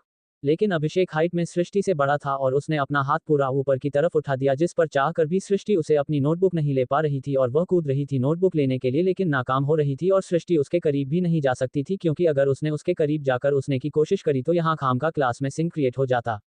लेकिन शायद अभिषेक को कोई फर्क नहीं पड़ता था कि क्लास में कौन देख रहा है कौन नहीं देख रहा है, इसीलिए उसने अपने कदम सृष्टि की तरफ बढ़ा दिए, जिस पर सृष्टि थोड़ा सा लड़खड़ा गई और गिरने को हुई और वहां सहारा लेने के लिए बेंच इस तरीके से भींची हुई थी कि वह खुद को गिरने से रोक नहीं पा रही थी। लेकिन अभिषेक ने उसकी कमर पर हाथ रख दिया और उसे गिरने से बचा लिया और अब वह हवा में आधी लटक रही थी। सृष्टि ने गिरने से और चोट लगने के डर से अपनी आंखों को कसकर बंद कर लिया, लेकिन जब उसे एहसास हुआ कि किसी के ठंडे हाथ उसकी कमर पर है तो उसने तुरंत अपनी आंखें खोली तो सामने अभिषेक को देखा, जिसका चेहरे पर इस वक्त एक अजीब सी मुस्कान थी और उसने सृष्टि को गिरने से बचा लिया था। और उसके बाद अभिषेक ने एक झटके से उसे ठीक से खड़ा कर दिया, जिस पर झटका आने की वजह से उसकी कमर में हल्का सा दर्द होने लगा। अब वो हो रहा था जो सृष्टि नहीं चाहती थी, क्योंकि आप क्लास में धीरे धीरे स्टूडेंट का आना लगा हुआ था और सब स्टूडेंट की नजर अब धीरे धीरे उन दोनों के ऊपर ही जा रही थी और अब सब उन्हीं को देख रहे थे और आपस में गुफ्तगू करने में लगे हुए थे। सृष्टि को अजीब लग रहा था, लेकिन फिर भी उसने अभिषेक को कहा, अभिषेक मुझे मेरी नोटबुक वापस करो, मुझे पढ़ना है। अभिषेक ने इस पर काफी नर्म स्वभाव से कहा, मैंने कहा ना मिस पढ़ाकू की दे दूंगा, पर उससे पहले मुझे बताओ कि तुम कहाँ रही हो? तुम्हें नहीं पता, लेकिन मुझे तुम्हारी बहुत चिंता है, इसीलिए बता दो। और उसके बाद अभिषेक ने जानबूझकर सबके सामने सृष्टि के गाल पर अपना हाथ रख, जो देखकर हर कोई हुटिंग करने लगा और सृष्टि को ये बिल्कुल पसंद नहीं आया और उसकी आंखों से आंसू बहने लगे थे, जो अभिषेक ने अपने हाथों से साफ किया और कहा, रो क्यों रही हो? मैं हूं ना, बताओ कहाँ रह रही हो? तभी एक लड़का की आवाज आई, अरे बता दो बता दो, अपने होने वाले पति को तो बता सकती हो। सृष्टि को ये लाइन बिल्कुल अच्छी नहीं लगी और उसे अभिषेक पर और भी ज्यादा गुस्सा आने लगा, जिस पर उसने अभिषेक का हाथ आने गाल से झटका और उसके सीने पर हाथ रखकर उसे जोर से पीछे की तरफ धक्का दिया, जिस पर अभिषेक का बैलेंस बिगड़ गया और वह धड़ाम से नीचे गिर गया और साथ में वह कॉपी भी हवा में उछलकर नीचे गिरने को हुई। लेकिन सृष्टि ने अपना हाथ आगे कर तुरंत उस कॉपी को गिरने से बचा लिया और बैकपैक करके तुरंत क्लास से भाग गई। अभिषेक के दोस्त आ गया है और उन्होंने अभिषेक को खड़ा करने में मदद किया और अभिषेक ने गुस्से से बाहर जाती हुई सृष्टि को देखकर कहा, अच्छा नहीं किया तुमने मिस पढ़ाकू। सृष्टि कॉरिडोर में भाग रही थी और अपने आंसुओं को साफ कर रही थी, इसलिए वह सामने नहीं देख पाई कि कोई आ रहा है, लेकिन तभी अचानक से सामने से आते टीचर से वह टकरा गई और नीचे गिर गई और उसे चोट लग गई। और सामने एक टीचर आ रही थी, जिन्होंने सृष्टि को ऐसे भागते और गिरते देखा तो हैरान हो गई और तुरंत उसके पास जाकर वह नीचे बैठी और सृष्टि को ठीक से खड़ा किया और उसकी बुक्स को भी उठाने में हेल्प करें। और फिर उन्होंने सृष्टि से सवाल किया, क्या हुआ सृष्टि, ऐसे भाग क्यों रही हो? क्लास का टाइम होने वाला है ना? सृष्टि ने खुद को संभाला और सुबकते हुए बोली, सॉरी मिस, पर मुझे मेरी तबीयत ठीक नहीं लग रही है, मुझे क्लास नहीं ले पाऊंगी, मैं घर जा रही हूँ। उसके बाद सृष्टि वहां से जाने लगी तो टीचर ने उसका हाथ पकड़ लिया और बोली, वेट, मेरे साथ स्टाफ रूम में चलो। ये टीचर सृष्टि की क्लास मेंटोर थी और फर्स्ट क्लास इन्हीं की लगती थी और यह क्लास लेने ही आगे आ रही थी कि तभी सृष्टि से उनकी टक्कर हो गई। सृष्टि को लेकर वह स्टाफ रूम के अंदर आए और उसे अपनी जगह पर बिठा दिया और दूसरी चेयर को लेकर आगे आए और उसके पास बैठकर और फिर अपने पर्स से उन्होंने छोटी सी फर्स्ट एड किट निकाली और सृष्टि के हाथ पर जो हल्की सी चोट लग गई थी और वहां से हल्का हल्का खून बहने लगा था उस पर दवाई लगाई और बैंडेज कर दिया और बोली, क्या हुआ सृष्टि? ऐसे क्यों भाग रही हो और तुम तो ब्रिलियंट स्टूडेंट हो ना, क्लास क्यों मिस कर रही हो? सृष्टि की नजरें नीचे थी और वह बोली, मैंने बताया ना मिस, मुझे मेरी तबीयत अच्छी नहीं लग रही है, मुझे घर जाना है। टीचर ने इस पर तुरंत कह, नहीं तुम्हारी तबीयत बिल्कुल ठीक है और यह बात मैं बहुत एक से जानते हूँ, मुझे पता है कि तुम्हारे घर में कोई प्रॉब्लम चल रही है और कुछ दिन पहले ही तुम्हारा भाई। कहते कहते टीचर रुक गए और सृष्टि ने आंख उठाकर अपनी टीचर को देखा तो टीचर ने आगे कह, इट्स ओके सृष्टि, सबकी लाइफ अच्छी नहीं हो सकती है, कुछ बुरे पड़ाव भी आते हैं और आई नो शायद क्लास में ही किसी ने तुमसे कुछ गलत कहा होगा है न, इसलिए तुम ऐसे भाग रही थी। एंड डोंट वरी, अगर तुम्हें क्लास नहीं लेनी है तो मत लो, लेकिन घर मत जाओ, यही बैठी रहो, अगर तुम घर जाओगे तो तुमसे सवाल करेंगे तुम्हारी फैमिली और तुम्हारे पास जवाब नहीं होगा, इसीलिए तुम यही वैसे रहो, तुम्हारे नोटिस में यही प्रोवाइड करवा दूंगी, क्लास में जाने की जरूरत नहीं है और बाकी टीचर से भी मैं बात कर लूंगी कि तुम्हें ज्यादा फोर्स ना करें क्लास में बैठने के लिए। उसके बाद टीचर उठकर जाने लगी तो सृष्टि ने कहा, नहीं मैडम, मैं आ रही हूँ क्लास में। अंबर ने पीछे से रूह को अपनी बाहों में पकड़ा हुआ था और वह रूह की गर्दन पर, गले पर और कंधे पर किस कर रहा था और रूह ने खुद को अंबर की बाहों में ढीला छोड़ दिया था।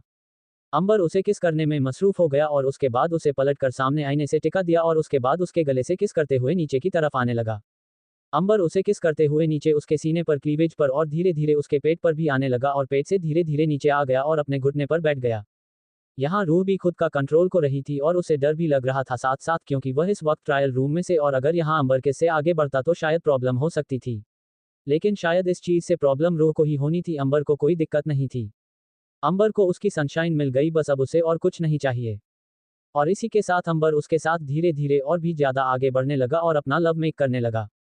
अमर की हॉटनेस और हिटनेस को रूह बर्दाश्त नहीं कर पा रही थी और उसके मुंह से सिसकियां निकल रही थी और यहाँ अंबर अब ट्रायल रूम में ही उसके साथ शुरू हो चुका था और वह अपने सिसकियों को रोकने के लिए अपने मुंह को अपने हाथों से दबाने की कोशिश कर रही थी, लेकिन अंबर बार बार उसका हाथ उसके होठों से हटा रहा था क्योंकि वह सुनना चाहता था उसकी आवाज से, लेकिन यहाँ वह बार बार अपने मुंह पर हाथ रख रही थी क्योंकि वह नहीं चाहती थी कि अंबर के अलावा कोई और उसके मुंह से निकलती इन आवाज़ों को सुन ले।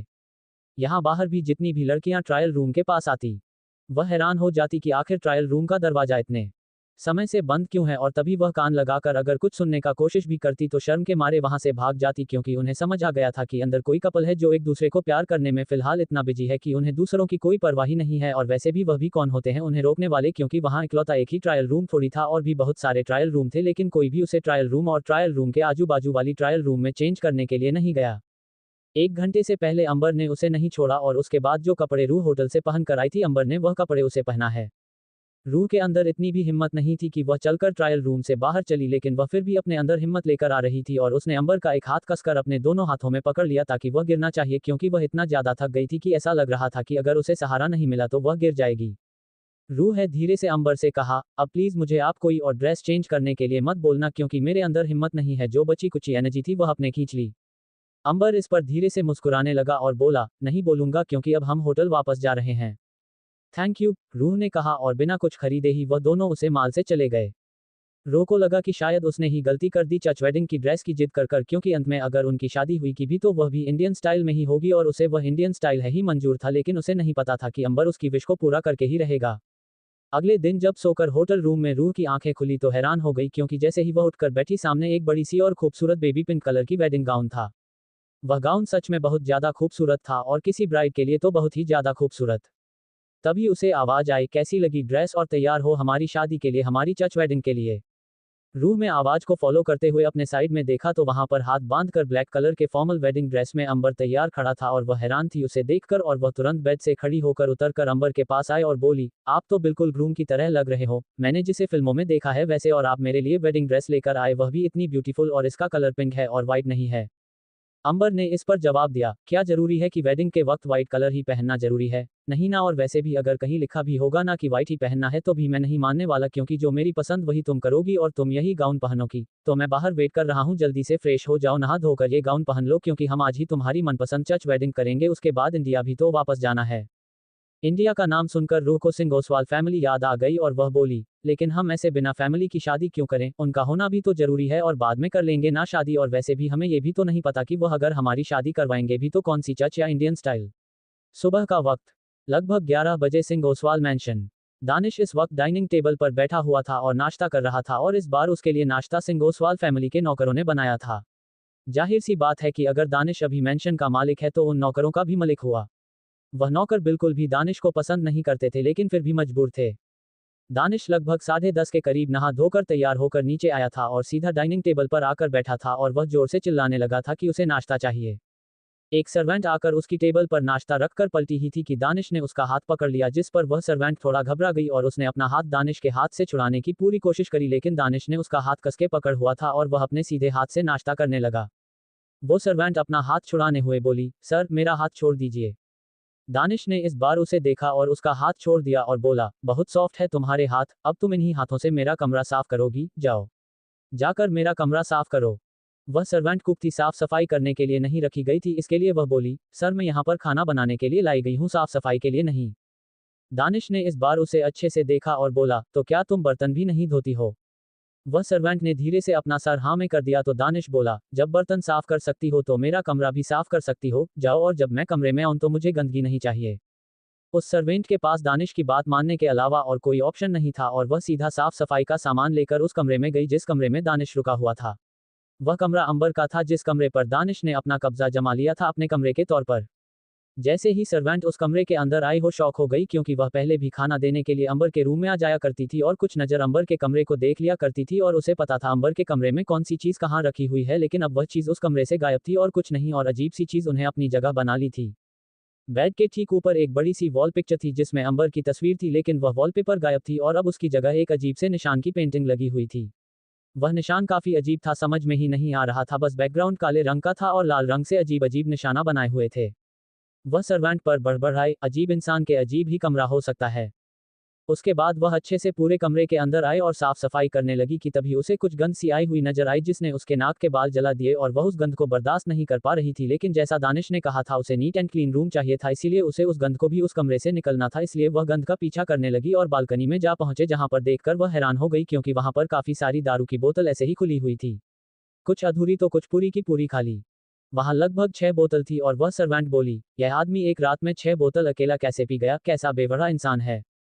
वह सर्वेंट बिल्कुल भी दारू के पास नहीं जाना चाहती थी, लेकिन फिर भी उसे साफ करना था और उस सर्वेंट को ऐसा लग रहा था कि वह दारू की स्मेल ना होकर किसी मरे हुए इंसान की स्मेल है जो कि सड़ने के वक्त आती है, और उसे बहुत ही ज्यादा घुटन महसूस हो रही थी उस खुली बालकनी में भी।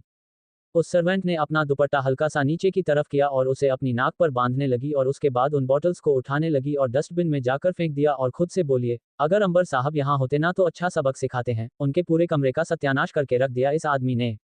यहाँ दानिश अपना नाश्ता कर चुका था और वह अब हाल में बैठकर शांति से टेलीविजन पर कोई कॉमेडी शो देख रहा था और ठहाके लगा रहा था कि तभी टेबल पर रखा उसका फोन बजने लगा और फोन स्क्रीन पर नाम पढ़ते हुए उसने तुरंत उस फोन को उठा लिया तो दूसरी तरफ से आवाज आई, सर अंबर सिंह ओसवाल बहुत जल्द इंडिया पहुंचने वाला है। दानिश इस पर तेरा मुस्कुराया और फोन काट दिया और उसे लापरवाही से दूसरे सोफे पर पटक दिया और खुद से बोले, आओ अंबर सिंह ओसवाल आओ, तुम्हारा ही तो इंतजार है। तुम्हारी फैमिली को तो बर्बाद कर दिया, अब तुम्हें बर्बाद करना है और इस बार सच में तुम्हारी लाश उनके सामने लेकर जानी है मुझे। यहाँ लगभग 2 घंटे बाद मुंबई इंदिरा गांधी इंटरनेशनल एयरपोर्ट। अंबर काफी महफूज तरीके से रूह को इंडिया वापस ले आया और अब वह दोनों वहां पर अपनी कर का वेट करने लगे, क्योंकि अंबर ने किसी को भी नहीं बताया था कि वह आने वाला है, ना ही अपने उन आदमियों को जिन्हें पहले से मालूम था कि वह और रूह जिंदा है। जिन लोगों को पहले से मालूम था कि अंबर जिंदा है वह अंबर के खास आदमी थे, जिसको अंबर ने खुद से अपने काम के लिए चूज किया था, और इनमें से आधे से ज्यादा आदमियों को खुद मयूर नहीं जानता था, न शक्ल से, ना नाम से, ना ओहदे से। अंबर रूह के साथ वेटिंग में था कि तभी रूह ने अंबर से कहा, मैं वॉशरूम जाती हूँ, और उसके बाद वह वहां से वॉशरूम की तरफ चली गई। टाइम निकलता गया, 5 minute, 10 minute, 15 minute, 25 minute, 30 minute, 45 minute, 1 घंटा निकल गया, लेकिन रूह अभी तक वॉशरूम से वापस नहीं आई, जिस पर अंबर के माथे की लकीरें अब सिमटने लगे थे और उसके हाथ जिस चेयर पर वह बैठा हुआ था उस पर कसने लगे। अब अंबर से और नहीं इंतजार हुआ तो वह खड़ा हो गया और सीधा लेडीज वॉशरूम की तरफ जाने लगा, लेकिन जब कुछ औरतों ने उसे वहां अंदर आते हुए देखा तो वह हैरान हो गई और बोलने लगी, यहाँ क्या कर रहे हो? जेंट्स वॉशरूम दूसरी साइड है, इधर नहीं है, औरत तुम्हें दिख नहीं रही है क्या? चलो निकलो यहाँ से। लेकिन अंबर निकलने के बजाय और अंदर तक वॉशरूम के अंदर आ गया और फिर हर एक वॉशरूम को खोल खोल कर चेक करने लगा और सारी औरतें जो वहां थी वह बस बोलते रह गई, लेकिन अंबर ने उनमें से किसी की बात नहीं मानी और वह सारी की सारी हैरान हो गई। गनीमत थी कि इस वक्त किसी भी वॉशरूम में कोई भी लड़की या औरत मौजूद नहीं थी, बस अपना टचअप करने या हाथ मुंह धोने के लिए वह वॉशरूम आई थी। क्योंकि अंबर का गुस्सा और उसके चेहरे की लकीरें साफ बता रही थी कि अगर किसी वॉशरूम का दरवाजा अंदर से लॉक होता तो वह गुस्से से उस दरवाजे को तोड़ देता। वहां पर कतर से 15 वॉशरूम थे और 15 के 15 वॉशरूम इस वक्त खाली थे और वह उनमें से किसी भी वॉशरूम में नहीं थी और वेटिंग एरिया से सबसे नजदीक का वॉशरूम यही था। इसीलिए चांस ही नहीं बनता था कि वह किसी और वॉशरूम में गई हो, किसी और एरिया की तरफ गई हो। अंबर की सिक्स सेंस अब ये बता रही थी कि रूह यहाँ आए तो थी, लेकिन जब वह बाहर निकली तो वहां से वह अंबर तक नहीं पहुंच पाए। कुछ हुआ है वॉशरूम और वेटिंग रूम के रास्ते के दरमियान। अंबर के जबड़े कस गए और उसके हाथों में नशे उभरने लगी और वह गुस्से से वॉशरूम से बाहर आ गया और इधर उधर नजर उड़ने लगा जहां पर रुक जा सकती थी, लेकिन वहां दूर दूर तक कोई नहीं था। अंबर वहां से ड्यूटी फ्री शॉप्स की तरफ चला गया कि शायद कुछ खाने के लिए या रिलैक्स करने के लिए रूह उस तरफ गई होगी, लेकिन पूरा ड्यूटी फ्री शॉप उसने ढूंढ लिया लेकिन वहां पर भी रो नहीं थी। तब तक कुछ आदमी अंबर और रूह को ढूंढते हुए एयरपोर्ट के अंदर आ गए थे और उन्होंने अंबर को इधर उधर घूमते हुए देख लिया और वह सारे के सारे तुरंत अंबर के पास आए तो उन्होंने देखा कि अंबर का चेहरा इस वक्त काफी सुर्ख हो चुका था और वह काफी गुस्से में भी नजर आ रहा था। उन आदमियों में से एक आदमी ने अंबर से थोड़ा धीरे से कहा, क्योंकि उसके अंदर हिम्मत नहीं थी कि वह ऊंची आवाज में या एक ही सहाय में अंबर से कुछ बोल सके, सर आप ऐसे क्यों घूम रहे हैं? आपको पता है ना कि आपके लिए और मैडम के लिए इस तरीके से एयरपोर्ट पर घूमने कितना मुश्किल है। आपके लिए तकलीफ खड़ी हो सकती है। आप और मैडम जल्दी से हमारे साथ चलिए, हम आपको महफूज तरीके से यहाँ से दूर लेकर जाएंगे। अंबर एक जगह खड़ा तो हो गया था लेकिन उसकी नजरें एक जगह नहीं थी। वह चारों तरफ घूम रही थी और वह वैसे ही बोला, रूह गायब है। उसकी यह 3 शब्द, रूह गायब है, उसके आदमियों को बिल्कुल ही आगाह कर चुकी थी और उन्हें यकीन हो गया था कि कोई है जिसको खबर लग गई है कि अंबर और रूह आज इंडिया वापस आने वाले हैं। लेकिन कौन? क्योंकि दानिश के अलावा सबको यही पता था कि वह मर चुका है, तो जाहिर सी बात है कि दानिश ने ही कुछ किया है। लेकिन दानिश को कैसे पता चला कि वह दोनों वापस आ गए हैं? क्योंकि सिर्फ दानिश को यही पता था कि वह दोनों जिंदा है। उसे ये भी नहीं पता था कि अमर रूह को लेकर इंडिया से कहाँ भागा था। अब के आदमी भी चौकना हो गए और अब उन्हें भी सतर्क हो जाना था और रूह को ढूंढना था। एक आदमी ने अंबर से थोड़ा धीरे से ही लेकिन कहा, सर अभी आप एक कम कीजिए, आप अपने आप को सेफ कीजिए और यहाँ से चलिए। हम रूह मैडम को ढूंढते हैं और जैसे ही उनकी कोई इंपॉर्टेंट न्यूज़ हमें मिलेगी हम सबसे पहले आपको बताएंगे, पर प्लीज़ आप अपने आप को सेफ कर लीजिए, हमारे लिए भी अच्छा होगा और आपके लिए भी अच्छा होगा। अंबर ने इस पर कुछ पल अपने सभी आदमियों को घर कर देखा और उसके बाद उसने हमें अपनी गर्दन हिला दी। कुछ देर में अंबर एक कर में था जिसके शीशे ब्लैक कलर के थे और एयरपोर्ट से कर तक उसके आदमी काफी महफूज तरीके से उस कर में लेकर आ गए थे।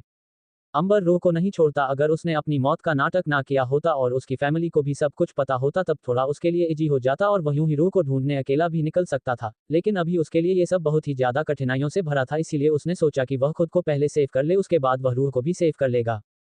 कुछ ही पल में अंबर एक ऐसे घर में था जो घर मुंबई के एंड पर था। यहाँ पर बहुत ही कम घर थे। ऐसा लग रहा था कि यहाँ पर घर उन लोगों ने बनवाए थे जो छुट्टियों के लिए रिलैक्स करना चाहते थे और इन्हीं एक घर में से एक घर अंबर का था। यह मेंशन से काफी छोटा था लेकिन काफी रिलैक्सिंग था।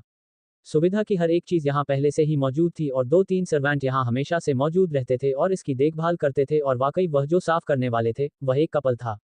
अंबर शायद काफी सालों के बाद यहाँ आया था क्योंकि रिलैक्स करना शायद अमर को पसंद नहीं था और उसकी फैमिली वह अंबर के बिना यहाँ आना पसंद नहीं करती थी।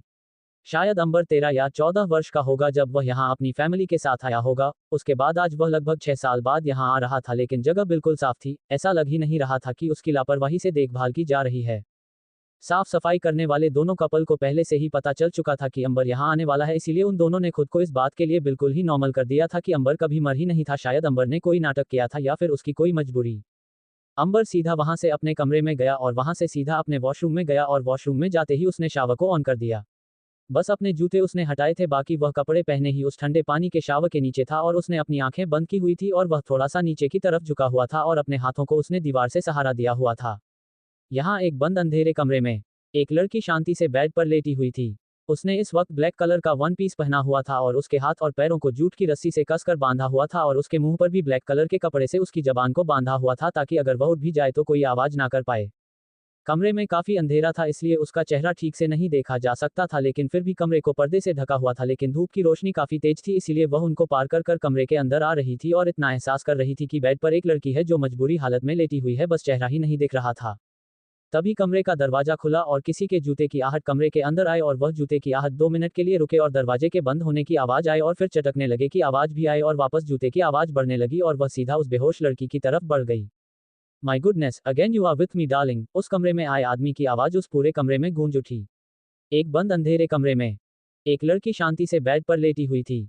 उसने इस वक्त ब्लैक कलर का वन पीस पहना हुआ था और उसके हाथ और पैरों को जूट की रस्सी से कसकर बांधा हुआ था और उसके मुंह पर भी ब्लैक कलर के कपड़े से उसकी जबान को बांधा हुआ था ताकि अगर वह उठ भी जाए तो कोई आवाज ना कर पाए।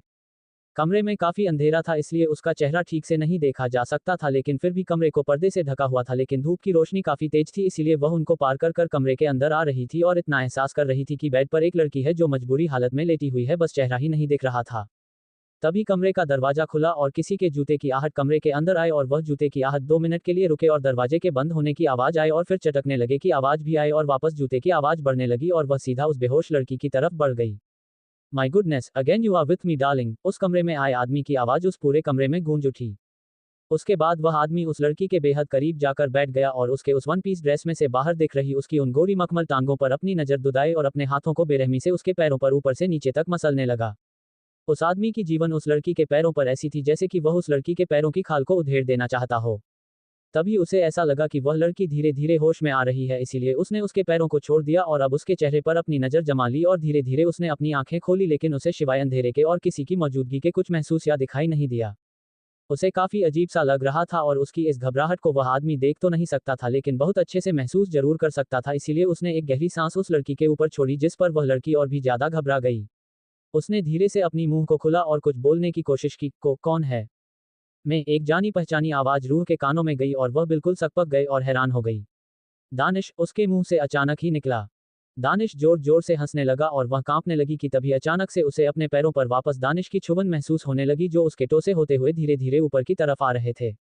दानिश उसके पैरों के ऊपर अपना सफर तय करते हुए बोला, कितना इंतजार कराया तुमने, तुम्हें पता है मैं कितना बेताब हो रहा था तुम्हें छूने के लिए, तुम्हें प्यार करने के लिए, लेकिन तुम भाग गई। अच्छा नहीं किया। और उसके बाद उसके पैर के जॉइंट पर आकर दानिश ने अपने हाथ मजबूती से रख दिए और उसे दबाने लगा जैसे कि वह उसके पैरों की हड्डियों को तोड़ना चाहता हूं। एक दर्द भरी लहर रूह के बदन में दौड़ी और उसकी वजह से उसके मुंह से चीख निकल गई क्योंकि बहुत मजबूती से वह उसकी जॉइंट को दबा रहा था। लेकिन दानिश यही नहीं रुक, वह और भी ज्यादा मजबूती से अपना हाथ उसके जॉइंट पर दबा रहा था, फिर चाहे उसके लिए उसको खड़ा होना पड़ा और वह अपना दबाव और भी ज्यादा बनता गया जिस पर उसे ऐसा लगा कि अब उसकी हड्डी चुरा चुरा हो जाएगी और उसने दानिश को रोकने के लिए उसकी बाजू को पकड़कर उसमें अपने नाखून धंसना शुरू किया और बोले, डेनिश स्टॉप इट। दानिश इस पर अभी भी उसके घुटने को दबाया जा रहा था और बोले जा रहा था, रुकने के लिए नहीं दबा रहा हूं, इसे तोड़ने के लिए दबा रहा हूं। दानिश और रूह दोनों ही अभी एक दूसरे को नहीं देख सकते थे लेकिन उनको बेतहाशा दर्द हो रहा था और वह अपनी होठों से आवाज न निकलने की बहुत कोशिश कर रही थी लेकिन फिर भी अंत में उसके मुंह से आवाज निकाल ही रही था। रूह के मुंह से चिक निकल रही थी जिस पर वह बार बार दानिश को रोकने की कोशिश भी कर रही थी। दानिश प्लीज रुक जाओ, ऐसा मत करो, प्लीज दानिश, मुझे दर्द हो रहा है, दानिश रुको। दानिश इस पर बोला, अभी तो मैंने शुरू किया है, इतनी जल्दी कैसे शांत हो जाऊं, तुम्हारे पूरे शरीर को तोड़ना है अभी तो मुझे। और उसके बाद उसने अचानक से ही उसके पैरों को पकड़कर हल्का सा मोड़ दिया जिस पर रूह के मुझे बहुत तेज चीख निकली। यहाँ अंबर जिस घर में था वहां पर वह बिल्कुल महफूज था और वह अभी 2 मिनट पहले ही शावर लेकर बाहर आया था और अपने बाथरूम में था और सीधा बालकनी की तरफ जाने लगा कि तभी उसके फोन ने बीप की आवाज करें। अंबर के कदम रुक गए और बालकनी जाने वाले उसके कदम बेड की तरफ हो गए जहां पर उसका फोन उसने ऐसे ही आकर पटक दिया था और उसने तुरंत फोन उठाया तो उसे एक ईमेल आया हुआ था। अंबर में इस मेल को खोलकर देखा तो कोई अननोन ईमेल था और उसने उस ईमेल को ओपन करके देखा तो कोई वॉइस नोट था। उसने उस वॉइस नोट को ओपन कर दिया। दानिश प्लीज रुक जाओ, ऐसा मत करो, प्लीज दानिश, मुझे दर्द हो रहा है, दानिश रुको। यह आवाज रूह की थी और यह आवाज सुनते ही अंबर का चेहरा बिल्कुल सख्त और सुर्ख हो गया, उसके बदन में गुस्से की एक तेज लहर सी तोड़ पड़ी। अंबर का चेहरा इतना ज्यादा गुस्से से भर गया कि उसने उस वॉइस नोट को पूरा भी नहीं सुना और उसने उस दीवार से दम मारा जिस पर उसके फोन के 2 हिस्से हो गए और स्क्रीन के चकनाचूर होने की आवाज उसके कानों में पड़ी। जाहिर सी बात है कि उस आवाज को सुनकर अंबर को कुछ अलग ही महसूस हुआ था और उसने कुछ गलत ही सोच लिया था रूह और दानिश के बारे में। अंबर ने पिछली बार तो दानिश को रूह के करीब जाने से रोक लिया था लेकिन इस बार वह नहीं रोक पाया। उसे खुद पर भी बहुत गुस्सा आ रहा था। सच में अंबर ने उस वॉइस नोट को सुनकर बहुत गलत सोच लिया था। वह तुरंत अलमारी से कपड़े निकालकर उन्हें चेंज करने लगा और फिर सीधा वहां से जाने लगा कि तभी बाहर से आता उसका एक आदमी उसके पास आया और बोला, सर आप कहाँ जा रहे हैं? अंबर ने अपनी गन को निकाल दिया और उसके बाद उसने उस गन को लोड किया और सीधा एक खिड़की की तरफ शूट किया जिस पर वह खिड़की चकनाचूर हो गई और वह बोला, कहीं भी जाऊं, तुम्हें उससे क्या? उसके बाद अंबर वहां से जाने लगा तो उसके आदमी ने उसे रोकते हुए कहा, नहीं सर आप नहीं जा सकते, आपकी जान को खतरा है। Hell it, I don't care, I want my sunshine at any cost, अंबर ने गुस्से से अपने हर एक शब्द पर जोर देते हुए कहा और वापस वहां से जाने लगा तो उसके आदमी ने वापस से रोकर कहा, सर हमें बिल्कुल नहीं पता चल रहा है कि उसने कहाँ रखा है रूह मैडम को और ऊपर से आपके घर पर अपना कब्जा जमा कर बैठ गया है वह। आई डोंट केयर, अंबर में वापस अपने अल्फाज को दोहराया जिस पर उसका आदमी अब अपने हथियार डाल चुका था, वह कुछ नहीं कर सकता था इसलिए उसने कहा, सर हम भी आपके साथ चलेंगे, आपको अकेले तो नहीं जाने देंगे। हम भी चाहते हैं कि आप जिंदा वापस अपने फैमिली के पास पहुंचे। हम नहीं चाहते कि जो आपने अफवाह फैलाई थी अपने परिवारों के बीच में वह अफवाह सच में तब्दील हो जाए। अंबर ने इस पर बस अपने आदमी को घुरा और उसके बाद उसने अपने कदम बाहर की तरफ बढ़ा दिए। आज अंबर को देखकर ऐसा लग रहा था कि उसने 1 महीने पहले दानिश को जिंदा छोड़कर बहुत बड़ी गलती कर दी थी। उसे उसी वक्त उसे मार देना चाहिए था और शायद उसकी फैमिली जो इतने समय से उसे मरा हुआ समझ रही है, वह भी ना होता। अंबर अपनी कार में बैठा और वहां से न जाने कौन से रास्ते पर निकल गया और पीछे भी कुछ काज में उसके आदमी बैठे हुए थे और वह भी उसके पीछे पीछे चले गए। लेकिन जब उसके आदमियों ने गौर किया कि यह रास्ता जाना पहचाना है और सिंह ओसवाल मैंशन की तरफ जा रहा है तो वह हैरान हो गए। वह आदमी हैरानी से अपने बाकी के साथियों से बोले, सर, सिंह उसे सवाल मैंशन क्यों जा रहे हैं? वहां पर उन्हें क्या मिलेगा? क्या वह दानिश से बात करने जा रहे हैं? उद्धरण चिन्ह। लेकिन वह सिर्फ बोलने के अलावा कर भी नहीं सकता था कुछ और क्योंकि अंबर अकेला अपनी कार में था और वह काफी रफ्तार से अपनी कार को सिंह ओसवाल मैंशन की तरफ बढ़ाई जा रहा था। और यहाँ दानिश अब डाइनिंग एरिया पर बैठा लंच का वेट कर रहा था, इस बात से अनजान कि आज शायद उसका इस दुनिया में आखिरी दिन है। अंबर ने अपनी कार को सिंह ओसवाल मैंशन के बाहर रोका और सीधा अंदर की तरफ जाने लगा। सिक्योरिटी गार्ड बाहर गेट पर खड़ा था, वह भी अंबर को देखकर हैरान हो गया। उसकी आंखें तो ऐसे हैरानी से बड़ी हो चुकी थी कि जैसे उसने कोई भूत प्रेत को देख लिया हो। अंबर साहब, बस वह यही 2 शब्द बोल पाया और यही शब्द बोलने के लायक रहा क्योंकि अंबर तब तक गेट को क्रॉस करके अंदर की तरफ जा चुका था। अंबर के हाथ में गन थी। उसने उसे लोड किया और जो मैंशन का में गेट था उसके ऊपर एक बड़ी सी घंटी थी। उस पर डायरेक्ट शूट कर डाला जिससे वह घंटी जोरों से बजने लगी। तन तन तन। घंटी काफी जोरों से बज रही थी जिस पर अंदर जो दरवाजे से ज्यादा दूर न होकर काम कर रहे थे उनका ध्यान उस घंटे की आवाज में अपनी तरफ आकर्षित कर लिया और वह सब हैरान हो गए कि आखिर घंटी किसने बजाई, क्योंकि वह घंटी अक्सर तब बजाई जाती थी जब मैंशन में कोई हमला होने वाला होता था। उस घंटी को दूर से बजाने के लिए रिमोट कंट्रोल था लेकिन अंबर ने अपनी गन शूट से उस रिमोट कंट्रोल को बिल्कुल ही खत्म कर दिया था। वह रफ्तार से मैंशन की तरफ आ चुका था और उसकी सीढ़ियों को चढ़ते हुए गेट पर आया और अपना हाथ आगे कर उसने उसके गेट को एक झटके से अंदर की तरफ खोल दिया और जितने भी नौकर वहां पर काम कर रहे थे हर कोई अंबर को देखकर हैरान हो गया क्योंकि अंबर जिस तरीके से उन सबके सामने प्रकट हुआ था सबका हैरान होना लाजिमी था और कुछ तो डर रहे थे कि आखिर यह अंबर है या उसका भूत। लेकिन शायद अंबर को किसी की रिएक्शन से कोई फर्क नहीं पड़ता था।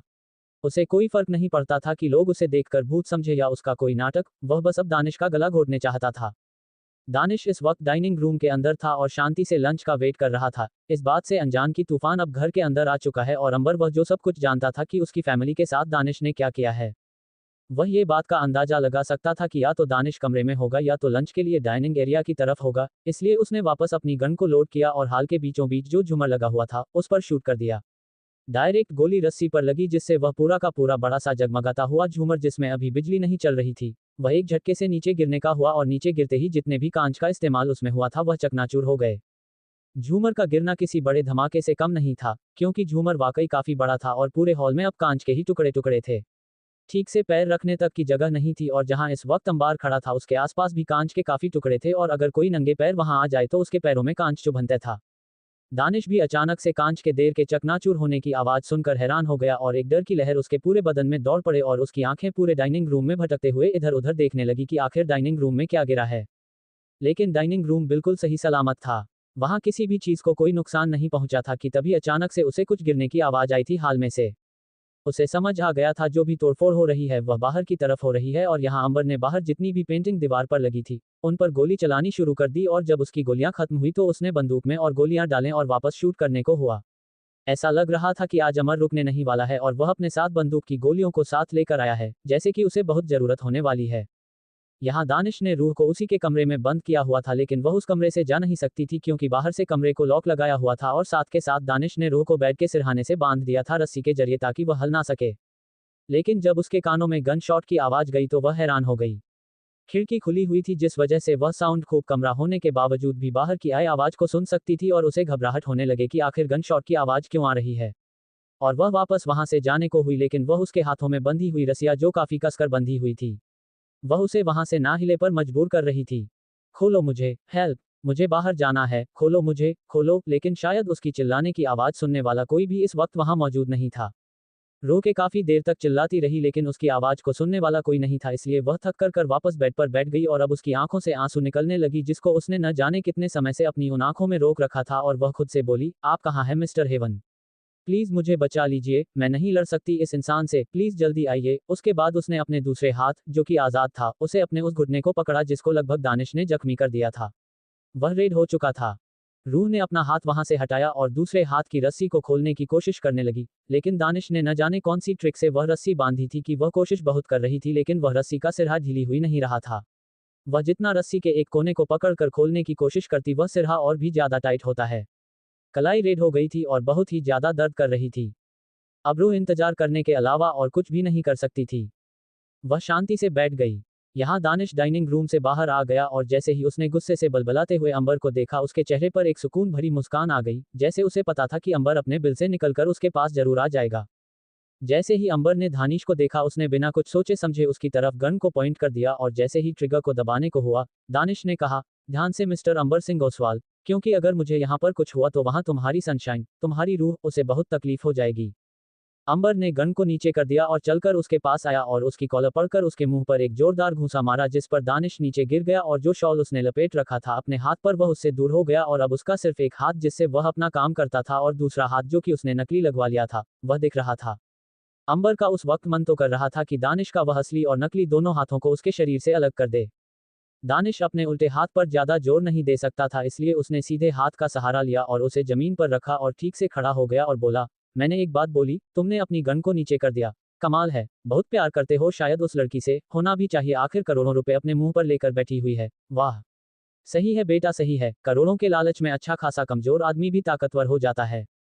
अंबर ने सुनकर दूसरी तरफ से भी उसके मुंह पर घुसा दे मारा, जिस पर इस बार उसकी नाक से खून बहने लगा और दानिश को जैसे इस पर कोई फर्क नहीं पड़ा और वह जोर जोर से हंसते हुए बोला, क्या कर दोगे मुझे मारकर, तुम्हारी रूह, वो तो अब तुम्हारी कभी नहीं हो पाएगी, चाह कर भी अब तुम वो प्यार उसे कभी नहीं दे पाओगे जो तुम चाहते थे, क्योंकि वह प्यार मैं तुमसे छीन लिया।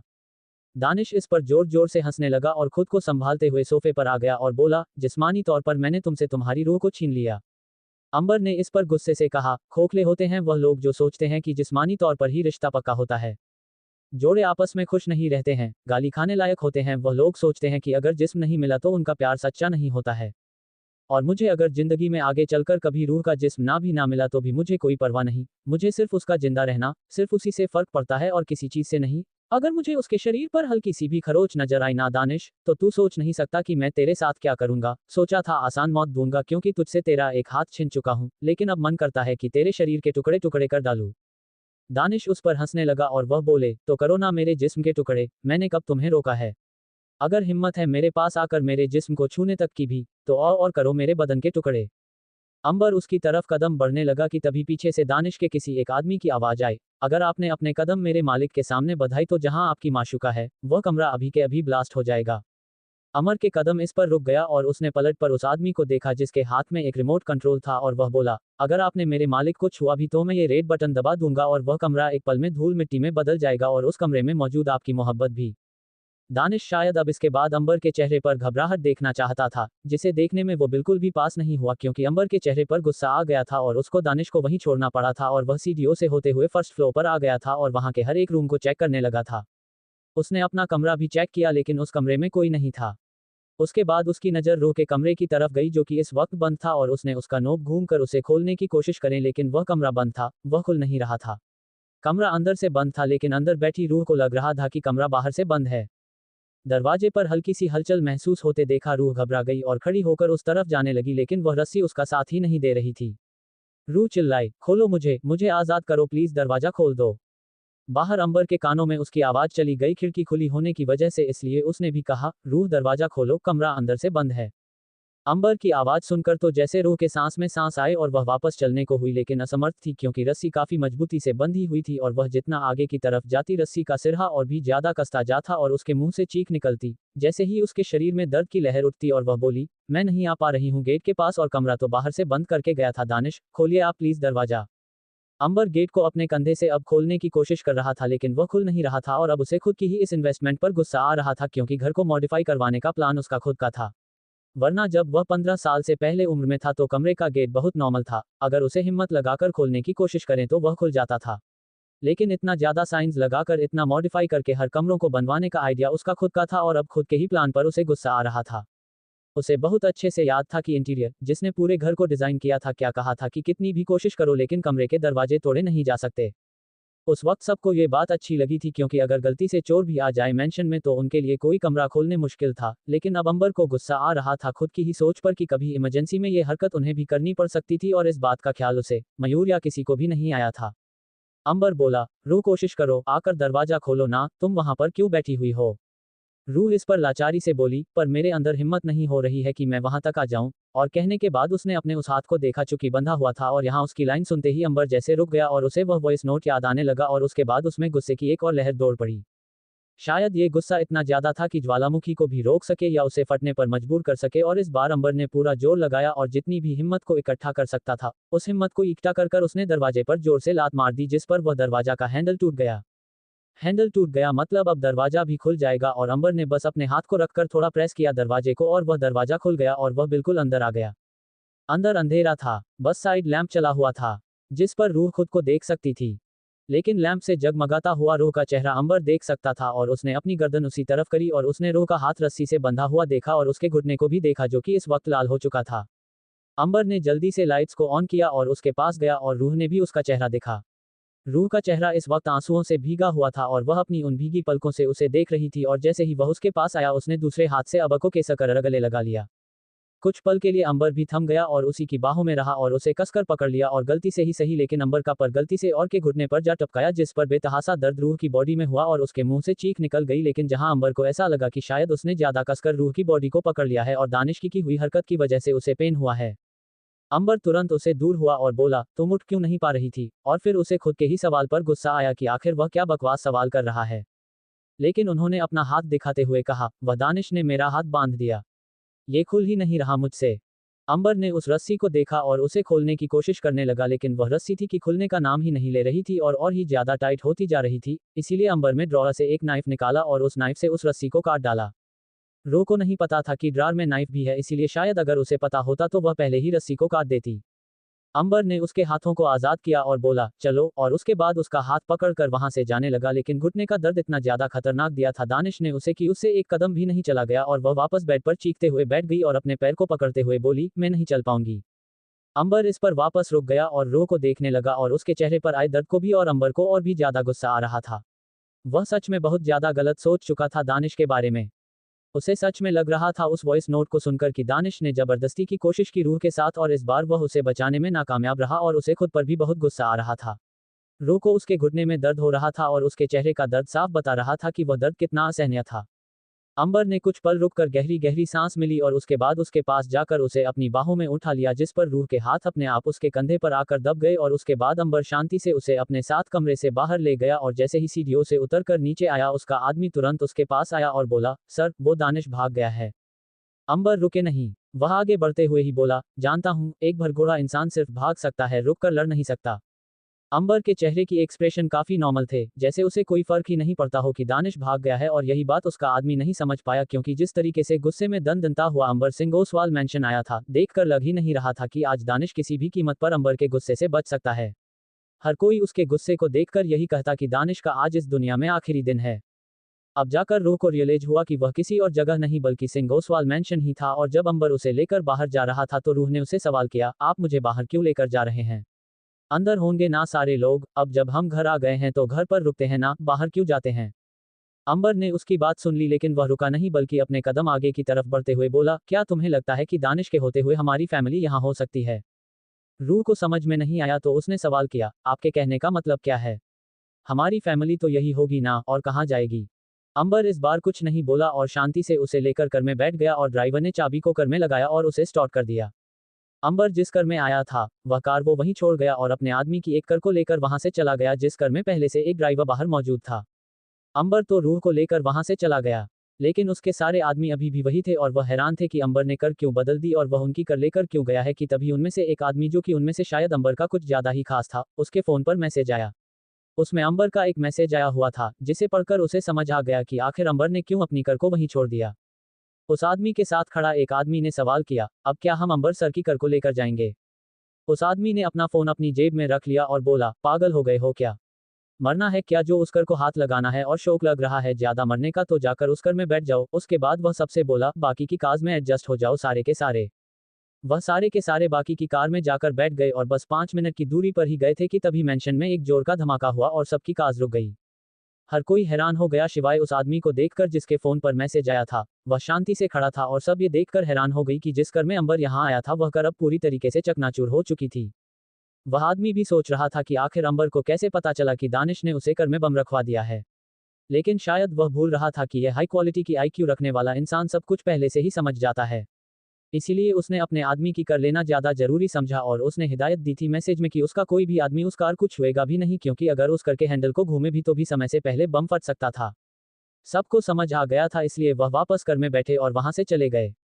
लेकिन जाने से पहले सिक्योरिटी गार्ड को हिदायत देकर गए कि अगर सिंह ओसवाल फैमिली को कोई भी मेंबर यहां आता है या उसे पूछता है मेंशन के बारे में तो वह अंबर और रूह के बारे में कुछ नहीं बताया और उसने की बात मान ली। लेकिन मेंशन के बाहर करके धमाके वाली बात सुनकर मयूर थोड़ा हैरान हो गए, क्योंकि उन तक उनके किसी आदमी ने ये खबर पहुंचा दी थी लेकिन उसको यह नहीं पता चला था कि अंबर उस कर में था। वह अपने कमरे में शांति से बैठे हुए थे और काशी वह भी शांति से बेड पर बैठी हुई थी और अपने कपड़ों की तय कर रही थी कि तभी उसने मयूर के चेहरे पर परेशानी भरे भाव देखे और वह उसके पास आते हुए बोली, क्या हुआ मयूर, आप इतनी टेंशन में क्यों लग रहे हैं। मयूर ने उसे जवाब देने से पहले अपने आदमी से बात करी और उसे कुछ मेंशन की सिक्योरिटी के लिए बोला और उसके बाद फोन को काट दिया और काशी से बोला, मेंशन के बाहर एक कर थी, उसमें किसी ने बम रखा था और वह फट गई है और मेंशन की मेन गेट को थोड़ा सा नुकसान पहुंचा है, बाकी मेंशन को तो फिलहाल कोई नुकसान नहीं पहुंचा, पर मुझे ऐसा लग रहा है कि दानिश पूरी मेंशन को भी खत्म करने की कोशिश कर रहा है। काशी हैरान हो गई और वह उसके पास बैठते हुए बोली, लेकिन दानिश ने ऐसा क्यों किया, मेंशन तो वह ले चुका है ना हमसे, तो उसे क्या मिलेगा मेंशन को इस तरीके से नुकसान पहुंचाकर, वो खुद की प्रॉपर्टी के साथ बुरा कर रहा है। मयूर ने इस पर थोड़ा सख्ती से कहा, वह मेरी प्रॉपर्टी है काशी, दानिश की नहीं। उसने फेक पेपर्स दिखाकर भले ही उस मेंशन को अपने नाम कर लिया है लेकिन मैं बहुत जल्द अपने मेंशन को अपना बना लूंगा। मैं कोशिश कर रहा हूं कि मैं अपने घर के पेपर्स और अपनी कंपनी के पेपर वापस पा सकूं। काशी इस पर उदास भरे लफ्ज बोली, लेकिन कैसे, हमारे वकील जिसके पास घर के कंपनी के और बाकी सारी प्रॉपर्टीज के पेपर थे उसको घर सहित खत्म कर दिया। प्रॉपर्टी के पेपर तो जलकर राख हो चुके हैं, अब कोई जली हुई राख को कोर्ट में लेकर जाएगा तो क्या वकील मान जाएगा, क्या जज मान जाएंगे हमें वह घर देने के लिए, नहीं ना, वह घर छिन चुका है हमसे। मयूर इस पर तुरंत खड़ा हुआ और बोले, बच्चे को चुका हूं, घर नहीं होने वाला और कभी भी किसी भी कीमत पर नहीं खोने वाला। यहाँ अंबर अपने उसे सेफ हाउस में रूह को ले आया था और वह इस वक्त उसके साथ अपने कमरे में मौजूद था। रूह से अभी भी बिल्कुल नहीं चला जा रहा था, उसे सच में ऐसा एहसास हो रहा था कि उसकी हड्डी ही टूट गई है घुटने की। वह कमरे में बैठी थी और अंबर अपने लैपटॉप पर कुछ काम कर रहा था कि तभी रूह ने उससे कहा, आप डॉक्टर को बुलाएंगे क्या, वह एक बार चेक कर लेंगे। अंबर ने लैपटॉप की स्क्रीन को नीचे किया और उसे देखते हुए बोला, डॉक्टर की क्या जरूरत है, मैं खुद चेक कर लूंगा और खुद देखकर पता करूंगा कि उसने तुम्हें कितना जख्म दिया है। रूह ने ज्यादा सवाल नहीं किया, उसने बस कैसे कैसे हिम्मत करके अपना घुटना ऊपर की तरफ कर दिया और अब वह लाल निशान अंबर को दिखने लगा था, लेकिन अंबर ने उसे एक मामूली सी खरोच समझा और उसके बाद वह उठकर उसके पास आया। अंबर बिल्कुल उसके घुटने के पास आकर बैठ गया, जिस पर रूह को लगा कि वह उस घुटने को ही देख रहा है कि तभी अचानक से उसने उसका हाथ अपनी ड्रेस के ऊपर देखा और वह हैरान हो गई, तो फिर उसे लगा कि शायद वह अच्छे से उसकी ड्रेस को घुटने के ऊपर से हटकर देखना चाहता है। लेकिन तभी अचानक ही उसकी हैरानी और भी ज्यादा पड़ गई जब अंबर धीरे धीरे उसे अपने हाथों से उस ड्रेस को फाड़ने लगा और एक झटके से चरचर की आवाज से वह पूरी की पूरी ड्रेस फट गई और अब रूह अपने इनज में अंबर के सामने थी। रूह उसके सामने इस कंडीशन में बैठी थी। उसे इस बात से कोई परेशानी नहीं थी, लेकिन उसे हैरानी इस बात की हुई कि अचानक से अंबर ने ड्रेस क्यों फाड़ दी और वह उसे बिना पूछे रह ही नहीं पाए और बोले, आपने ड्रेस क्यों फाड़ दी, आप ही तो लेकर आए थे इस इतने प्यार से। नहीं, अचानक से अंबर के मुंह से निकला और फिर अंबर ने वह फटी हुई ड्रेस को पकड़ा और उसे ले जाकर सीधा डस्टबिन में फेंक दिया, जो देखकर रूह हैरान हो गई और एकदम से खड़ी हुई और वापस सवाल किया, आपने इस ड्रेस को डस्टबिन में क्यों फेंका, माना कि यह ड्रेस खराब हो चुकी है लेकिन इसे डस्टबिन में तो नहीं फेंकते, मैं इसे ऐसे ही फटी हुई को संभाल कर रख लेती, आपने पहली बार मुझे कोई ड्रेस गिफ्ट की थी। I hate this dress and I hate most when you wear this dress, Ambar ने अजीब तरीके के शब्दों में कहा जो रोज समझ नहीं पाए और उसके पास आते हुए बोली, आप इतने प्यार से यह ड्रेस लेकर आए थे और अब आप इस ड्रेस को नफरत करते हैं, क्या हुआ। उद्धरण। रूह एक पैर से हल्की सी झुकी हुई थी क्योंकि उसे खुद पता था कि उसके पास तक आने में उसे कितनी तकलीफ हुई थी घुटने की वजह से। अमर ने उसे घुरा और बोला, तुम्हें किसने कहा था बेड छोड़कर यहाँ आने के लिए, मैं आ रहा था ना तुम्हारे पास। रूह ने इस पर सवाल किया, तो आपने मेरी ड्रेस क्यों फाड़ी। नॉर्मल नॉर्मल जवाब दीजिए, ये क्यों बोलते हैं कि नफरत करते हैं इस ड्रेस से, क्योंकि आप नफरत कर ही नहीं सकते। इतना ढूंढने के बाद 3 घंटे की मेहनत के बाद आपने यह ड्रेस ढूंढी थी मेरे लिए और अब आपने इस ड्रेस को फेंक दिया। एक बार पहना था मैंने इस ड्रेस को सिर्फ आज। अंबर ने रूह को अपनी गोद में उठाया और उसे बेड पर लिटा दिया और बोला, मैं इसे एक ड्रेस के बदले 10 और ड्रेस ले आऊंगा तुम्हारे लिए, लेकिन इस ड्रेस का जाप करना बंद कर दो। रू बस उसे देखती रहे कि तभी उसे अंबर के हाथ अपनी बॉडी पर मूव होते हुए महसूस हुए और उसने नीचे झुककर देखा तो उसकी थाइस के पास अंबर अपने हाथों को रोल कर रहा था और उसकी सांस जैसे हलक में अटक गई थी और वह उसे कुछ बोलती उससे पहले ही अंबर ने अपना दूसरा हाथ आगे कर उसके होठों पर रख दिया था कि वह कोई भी बात अपनी हलक से ना निकल पाए। अंबर उसके करीब आ गया और अब वह एक दूसरे की सांस एक दूसरे के चेहरे पर महसूस कर सकते थे और अंबर उसकी आंखों में देख रहा था और वह भी उसकी आंखों में देख रही थी और साथ ही साथ रूह अंबर के हाथों को अपनी थाइस के आसपास महसूस कर सकती थी। लेकिन फिर भी रूह ने बोलने की कोशिश करें, आप क्या कर रहे हैं? अंबर का चेहरा उसके चेहरे के बेहद करीब था और वह उसके चेहरे पर और झुकते हुए बोला, उस इंसान का एहसास तुम्हारे शरीर से मुझे हटाना है, लेकिन समझ नहीं आ रहा कि कैसे हटाओ क्योंकि तुम्हारी बॉडी इस वक्त मुझे बर्दाश्त करने के काबिल नहीं है और मैं तब तक शांत नहीं हो जाऊंगा जब तक उस आदमी का एहसास तुम्हारे शरीर से मिटा नहीं देता, और मुझे तुम बताओ कि क्या करूं? क्या वही करूं तुम्हारे साथ जो उस आदमी ने तुम्हारे साथ किया, या वेट कर खुद को और भी ज्यादा गुस्सा दिलाओ और तुम्हें इस कंडीशन में देखो? रो को सच में समझ में नहीं आ रहा था तो वह बोली, मुझे समझ में नहीं आ रहा आप क्या बोल रहे हैं और आप प्लीज थोड़ा दूर हो जाए, मुझे बहुत अजीब लग रहा है, आप गुस्से में है? अंबर ने इस पर उसके होठों पर अपने होंठ रखा लेकिन उसे किस नहीं किया और बोला, तुम्हें तो सिर्फ अजीब लग रहा है लेकिन मेरे अंदर जो इस वक्त एहसास है, मैं उसको शब्दों में बयान भी नहीं कर सकता। तुम नहीं समझ पा रही कि मैं इस वक्त क्या महसूस कर रहा हूँ। मुझे खुद पर भी गुस्सा आ रहा है, तुम पर भी बहुत गुस्सा आ रहा है और साथ में उस आदमी पर भी बहुत गुस्सा आ रहा है। हम तीनों में से कोई एक मरेगा आज और मैं तुम्हें मरते हुए नहीं देख सकता, तो अब दो ही बचे, या तो मैं खुद मरूंगा या तो उस आदमी को मार डालूंगा। रूह इस पर हैरानी से उसे देखने लगेगी तभी उसे अपने होठों पर अंबर की होंठ चलते हुए महसूस हुई। अंबर रूह को किस कर रहा था कि तभी वापस अंबर का पैर रूह के घुटने पर जा लगा जिस पर उसे वापस दर्द हुआ लेकिन इस बार उसके मुंह से दर्द की चीख नहीं निकल पाई। बस आंखों से आंसू निकलकर उसने अपने दर्द को बयान किया। लेकिन जब अंबर को अपने गालों पर रूह के गर्म आंसू महसूस हुई तो उसने उसे आजाद कर दिया। मयूर और काशी बिना किसी को बताएं यहां आ गए थे और बाहर का वह नजारा देख रहे थे जहां पर वह कार ब्लास्ट हो चुकी थी। वो कार पूरी तरीके से काली हो चुकी थी, उसके शीशे टूट चुके थे और कुछ कुछ जगह से कार बुरी तरीके से डैमेज थी। काशी हैरान भरे शब्द बोली, किसकी कर थी ये? और इतनी बुरी हालत क्यों हुई इस कर की? और दानिश को क्या मिला इस कर को ब्लास्ट करके? उद्धरण चिन्ह। मयूर उस कर के पास गया और उस कर के काले हुए दागों को छूते हुए बोला, कहीं ना कहीं ये कर शायद हमसे ही ताल्लुक रखती है, इसीलिए दानिश ने इस कर का ये हालत करवाया है, शायद हमारी ही कर होगी यह। काशी इस पर हैरानी से बोली, लेकिन हमें तो अपनी सारी कार को यहाँ से निकलवा दिया था ना, तो हमारी कर यहाँ पर कैसे हो सकती है? मयूर इस पर बोला, शायद कोई कर छूट गई होगी और दानिश को बर्दाश्त नहीं हुआ होगा, चलो अंदर चलकर दानिश से बात करते हैं। उसके बाद वह दोनों मेंशन के अंदर जाने लगे तो सिक्योरिटी गार्ड ने उन्हें सलाम किया और उसके बाद अंदर चले गए लेकिन हैरान थे क्योंकि नौकरों के अलावा मेंशन में और कोई भी नहीं था। एक नौकर से मयूर ने सवाल किया, दानिश कहाँ गया? मेंशन के हर एक नौकर को अंबर और रो के जिंदा होने के बाद पता थी लेकिन उन्हें सख्त हिदायत दी गई थी कि वह किसी को भी ना बताएं उनकी जिंदा होने वाली बात। इसलिए उन्होंने वह बात छुपा ली और बाकी की बातें बता दी। काशी इस पर बोली, दानिश भाग गया मेंशन से। पर ऐसे कैसे भाग गया? कल तक तो यह मेंशन उसके लिए सोने की अंडा देने वाली मुर्गी थी और अभी से खोखला करके भाग गया। नौकर इस पर खामोशी रहे। आखिर वह क्या ही बोलते हैं इस पर कि अंबर की यहाँ आने के बाद दानिश यहाँ से भाग गया। वह सब शांति रहे तो कशी ने मयूर से कहा, अब तो हम यहाँ आ सकते हैं ना? मयूर ने इस पर ना मैं अपनी गर्दन हिला दिया और कहा, नहीं, हम नहीं आ सकते क्योंकि इस मेंशन के पेपर हमारे पास नहीं है और इस मेंशन की फेक पेपर्स जिनका असली होने की बात कर दानिश ने इस घर पर कब्जा बना लिया है, वह फेक पेपर भी दानिश के पास ही है। हाँ, अगर वह फेक पेपर हमारे पास आ जाए तो शायद हम इस मेंशन को वापस अपना कर सकते हैं, लेकिन यह ना तो दानिश है और ना ही दानिश ने वह पेपर से यहाँ पर ऐसे ही खुला छोड़े होंगे हमारे लिए, उन्हें लेकर भाग होगा। काशी इस पर बोली, तो मतलब हमारी कंपनी और बाकी की प्रॉपर्टी के पेपर भी दानिश के पास है। पता नहीं क्या चलता रहता है इस आदमी के मन में, घर पर है नहीं, घर को अपना बनाना चाहता है, आखिर चाहता क्या है ये लड़का हमसे? मयूर ने कहा, बर्बादी। और क्या, हमने इसके बाप को बर्बाद किया, ये हमें बर्बाद करना चाहता है, रिवेंज। इस इंसान को सिर्फ अपने रिवेंज से मतलब है और वह भी ऐसा रिवेंज जिसमें इसका खुद का बाप गलत था। काशी इस बार थोड़े नर्म स्वभाव से बोली, तो क्या हम दानिश को समझा नहीं सकते कि उसका बाप गलत था, आप गलत नहीं थे?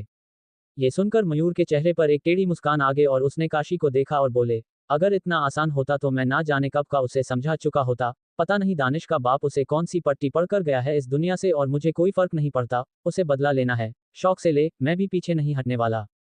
अब रात हो चुकी थी। काशी और मयूर दोनों ही भाटिया भवन पहुंच चुके थे, लेकिन उन सब के चेहरे पर टेंशन थी क्योंकि सृष्टि सुबह से स्कूल गई अभी तक वापस नहीं आई थी। रात के 9 बजे बज रहे थे और काशी बहुत ज्यादा टेंशन ले रही थी। और टेंशन होना लाजिमी भी था, पहले ही 2 बच्चों को खो चुकी थी और तीसरी बच्ची सुबह से स्कूल से गई अभी तक वापस नहीं आई थी। तभी घर के बाहर करके हॉर्न की आवाज पड़ी और सारे की सारी इस सोच में मेंशन के बाहर आए कि शायद सृष्टि आ गई होगी। ड्राइविंग सीट का दरवाजा खुला और कोई ड्राइवर बाहर निकला, लेकिन ना ही वह ऋषभ का ड्राइवर था और ना ही मयूर का ड्राइवर था। इसीलिए वह दोनों एक दूसरे का चेहरा देखने लगे और फिर उन्होंने ड्राइवर को देखा जो कि बैक सीट का दरवाजा खोल रहा था और उसमें से अभिषेक बाहर निकला जिसके हाथ में सृष्टि का स्कूल बैग था। एक अनजान लड़का के हाथ में अपनी बेटी का बैग देखकर मयूर और काशी का दिल धक सा रह गया और तभी उन्होंने देखा कि अभिषेक दूसरी तरफ जा रहा है और उसका बैक सीट खोल रहा है और उसने अपना हाथ आगे बढ़ाया और एक लड़की ने अंदर से अपना हाथ उसके हाथ में रखा और उस लड़की को आराम से कर से बाहर निकाले। अभी पीछे से सिर्फ स्कूल यूनिफॉर्म नजर आ रही थी और दो चोटियां जो उस लड़की ने अपने बालों की बनाई हुई थी, इसीलिए वह देखना चाहती थी कि वह सृष्टि है कि नहीं, लेकिन जैसे ही वह मोदी, वह सृष्टि ही थी, लेकिन बहुत ही अजीब हालात में। सृष्टि, काशी चिल्लाए और उसके पास आ गई और उसके चेहरे को अपने हाथों में ले लिया जिसका चेहरा इस वक्त बुरी तरीके से सुजा हुआ था। ऐसा लग रहा था कि उसे किसी ने मारा है। उसकी ड्रेस बाजू से फटी हुई थी और उसके पैरों में उसके शूज भी नहीं थे। बहुत अजीब हालात में थी, जिसे देखकर कोई भी गलत अंदाजा लगा सकता था और खासकर अगर सामने कोई लड़की हो तो सबके दिमाग में एक ही ख्याल आता है, रेप का। काशी की आंखों में तुरंत आंसू आ गए जिस पर सृष्टि ने अपना हाथ उठाया और तुरंत उन आंसुओं को साफ करते हुए बोली, जो आपके दिमाग में चल रहा है उसे निकाल दीजिए क्योंकि ऐसा मेरे साथ कुछ नहीं हुआ है। काशी ने ये सुन गहरी सांस ली लेकिन उसकी आंखों से आंसू नहीं थम रहे थे और यहाँ मयूर, रुक्मणी जी और इंद्रजीत जी भी उसके पास है और सृष्टि जाकर सीधा रुक्मणी जी के गले लग गए और रुक्मणी जी ने भी उसके पूरे चेहरे को पकड़कर चूमना शुरू किया और उसके बाद वह बोली, कहाँ थी इतनी देर से, फोन था ना तेरे पास, बता सकती थी अगर लेट आने वाली है और यह कोई टाइम होता है क्या घर आने का, स्कूल को खत्म हुए 7 घंटे बीत गए हैं, तो 3 बजे तक घर आ जाने वाली थी, ना तो रात को 9 बजे क्यों आ रही है। सृष्टि इस पर खामोश रही क्योंकि उसके पास कोई जवाब नहीं था जिस पर ऋषभ भी आगे आए और बोले, बेटा जो भी बात है बोलो, हम सब तुम्हारी हेल्प करेंगे, बताओ और यह हालत कैसी हुई तुम्हारी। लेकिन सृष्टि अभी भी खामोश थी जिस पर ऋषभ की पत्नी आगे आए और जो शॉल उन्होंने अपने ऊपर लपेट रखा था उसे उतारकर उन्होंने सृष्टि के आंचल को अच्छे से ढका और उसे लेकर अंदर आए तो अभिषेक भी पीछे पीछे उनके अंदर ही आ गया क्योंकि अभी तक वह सबसे इग्नोर हो रहा था और उसे इग्नोर होना बिल्कुल पसंद नहीं था और जब तक उसे अटेंशन नहीं मिल जाती वह उन लोगों को छोड़ना नहीं था। जब सब अंदर आए तो जाकर मयूर की नज़र अभिषेक पर गई और वह उसके पास आया और उसका हुलिया देखा, वह भी स्कूल यूनिफॉर्म में था लेकिन उसके स्कूल यूनिफॉर्म बिल्कुल ठीक ठाक थी। इसका मतलब साफ था कि जो भी हुआ है सृष्टि के साथ वह अभिषेक से तो रिलेट नहीं कर रहा था। तो उन्होंने शांति से उसे सवाल किया, तुम कौन हो बेटा और तुम्हारी यूनिफॉर्म देखकर लग रहा है कि तुम मेरी ही बेटी के स्कूल में पढ़ते हो, क्या तुम जानते हो मेरी बेटी को? उद्धरण चिन्ह। अभिषेक ने यह सुनकर गहरी सांस ली क्योंकि उसे फाइनली अटेंशन मिला था और उसके बाद उसने थोड़ा सा झुककर दूसरी तरफ देखते हुए सृष्टि को देखा जो कि सोफे पर थी और ऋषभ की पत्नी उसे अपने हाथों से जूस पिला रही थी और उसके बाद उसने वापस मयूर को देखा और कहा, हाँ मैं आपकी बेटी के ही स्कूल में पढ़ता हूँ और आप ही के बेटी के क्लासमेट हूँ, हम दोनों बहुत अच्छे दोस्त हैं, वो तो आपकी बेटी मर रही थी इसलिए उसे बचाने चला गया, दोस्ती के नाते सही सलामत यहाँ ले आया। और कशी इस पर हैरान हो गई और वह बोली, मर रही थी का क्या मतलब है तुम्हारा? क्या किया उसने? और तुम ऐसा क्यों कह रहे हो? क्या हुआ है स्कूल में? उद्धरण चिन्ह। मयूर ने इस पर उसे साइड से पकड़ लिया और आंखों के इशारों से शांत रहने को कहा और फिर अभिषेक से बोले, शांति से और अच्छे से बताए क्या हुआ है स्कूल में। अभिषेक ने इस पर शांति से जवाब दिया, बॉक्सिंग का मैच हुआ था और आपकी बेटी को बहुत ज्यादा इंटरेस्ट आ रहा था, इसलिए खुद भी लड़ने चली गई, लेकिन बेचारी की क्या हालत हो गई, वह तो आप देख ही सकते हैं। लास्ट वाली लाइन अभिषेक ने आगे बैठी सृष्टि की तरफ इशारा करते हुए कहा और मयूर और काशी ने पलटकर सृष्टि को देखा जो उसकी बातें सुन रही थी लेकिन देख नहीं रही थी अभिषेक को। मयूर को समझ में नहीं आया लेकिन फिर भी उन्होंने अभिषेक से कहा, थैंक यू, आप मेरी बेटी को यहाँ लेकर आए। अभिषेक के चेहरे पर अभी भी मुस्कान थी और वह उस मुस्कान को बरकरार रखते हुए बोला, इट्स माई प्लेजर अंकल, वैसे भी आपकी बेटी का इतना अच्छा दोस्त हूँ, उसकी हेल्प तो कर ही सकता हूँ, है ना सृष्टि? कहते हुए अभिषेक ने सृष्टि को देखा तो सृष्टि ने इस बार अपनी नज़र उठाकर अभिषेक को देखा और उसे गुस्से से घूमने लगी। मयूर ने कहा, आओ बेटा डिनर करते हैं, जिस पर अभिषेक ने कहा, नहीं मैं नहीं करूंगा, क्योंकि अगर आपका घर होता तो सोचता भी कि हाँ करूं, लेकिन फिलहाल तो आप ही के घर के ठिकाने नहीं है, तो कहाँ आपके घर, सॉरी आपके दोस्त के घर जाकर डिनर करो, जब आपको आपका घर मिल जाएगा तो बुला लेना, आ जाऊंगा डिनर करने और उस दिन डिनर नहीं करूंगा, रात भी आपके घर पर रुक जाऊंगा और अगले दिन का लंच और ब्रेकफास्ट भी आप ही के साथ करूंगा, अभी चलता हूँ। उसके बाद अभिषेक ने हाथ जोड़कर सबको प्रणाम किया और वहां से चला गया। जब तक अभिषेक चला नहीं गया सृष्टि उसे बस गुस्से से देखती रही। अभिषेक के जाने के बाद मयूर और काशी सृष्टि के पास है और उसके पास बैठे हुए उसे ढेरों सवाल करने लगे जिस पर सृष्टि इरिटेट होकर खड़ी हो गई और बोली, मुझे किसी के किसी सवाल का जवाब नहीं देना है, मुझे अपने कमरे में जाना है, शांति चाहिए और मैं खाना नहीं खाने वाली। और उसके बाद सृष्टि बिना किसी की सुन वहां से भागते हुए उसे कमरे में चली गई जो कैमरा उसे दिया गया था। मयूर और काशी बस कभी उसे देखते तो कभी एक दूसरे को, जिस पर ऋषभ आगे आया और बोले, बच्चे को कुछ देर के लिए शांति चाहिए तो सब शांति दे देते हैं, कल सुबह तक सब ठीक हो जाएगा, आइए हम सब डिनर करते हैं। जहां दूसरी तरफ उस सेफ हाउस में रूह कमरे में थी लेकिन अंबर नीचे हॉल में बैठा हुआ था और लैपटॉप पर कोई काम कर रहा था। कुछ देर पहले उसके कुछ आदमी आए थे जिनके साथ अंबर ने कुछ डिस्कस किया था और उसके बाद वह अपना लैपटॉप लेकर वहीं बैठ गया था, कमरे में नहीं गया था। अंबर कम कर ही रहा था कि तभी उसे सीढ़ियों से चलने की आहट सुनाई दी और उसने अपना सर उठाकर उस तरफ देखा तो रूह धीरे धीरे अपने पैर को पकड़ते हुए आ रही थी, जिस पर अंबर ने एकदम से लैपटॉप का स्क्रीन बंद कर दिया और उसने आई हुई रूह को बस घूरते हुए देखा। रूह धीरे धीरे चलते हुए अंबर के पास आ गई और बैठ गई, जिस पर अंबर ने उस सवाल किया, यहाँ क्या कर रही हो और अभी तक तुम्हें दर्द हो रहा है, आप तक तो ठीक हो जाना चाहिए था। रूह इस पर अपने घुटने को देखते हुए और उस पर अपना हाथ चलते हुए बोली, ऐसे कैसे ठीक हो जाएगा, जब तक डॉक्टर को नहीं दिखाऊंगी यह ठीक नहीं होने वाला है। अंबर ने इस पर रूह को देख और फिर थोड़ा गुस्से से बोला, मैंने कहा ना कि मैं ऐसी चीजों के लिए तुम्हें डॉक्टर के पास बिल्कुल नहीं लेकर जाऊंगा, मुझे कोई बैड न्यूज़ सुनने में इंटरेस्ट नहीं है। रूह इरिटेट हो गई थी क्योंकि हम बस उससे बहुत अजीब तरीके से बात कर रहा था, इसलिए वह बोली, डॉक्टर को नहीं दिखाऊंगी तो कैसे पता चलेगा कि कितना डैमेज हुआ है, और अगर यह प्रॉब्लम ज्यादा बढ़ गई तो मैं जिंदगी भर के लिए लंगड़ी हो जाऊंगी। अंबर इस पर बोला, लंगड़ी क्यों हो जाओगी, और यह सेल्फ क्यों पार्ट होता है बॉडी का, वह खुद ही ठीक हो जाएगा।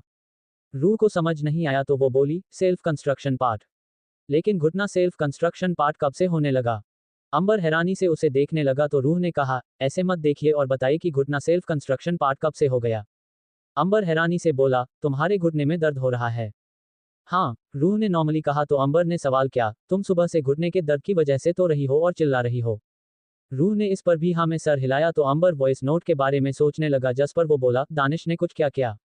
रूह ने कुछ पाल उसे देखा और फिर बोली, उसने ही तो मेरे घुटने को तोड़ डाला। मैंने उसे कहा कि दानिश रुक जाओ, ऐसा मत करो मेरा साथ।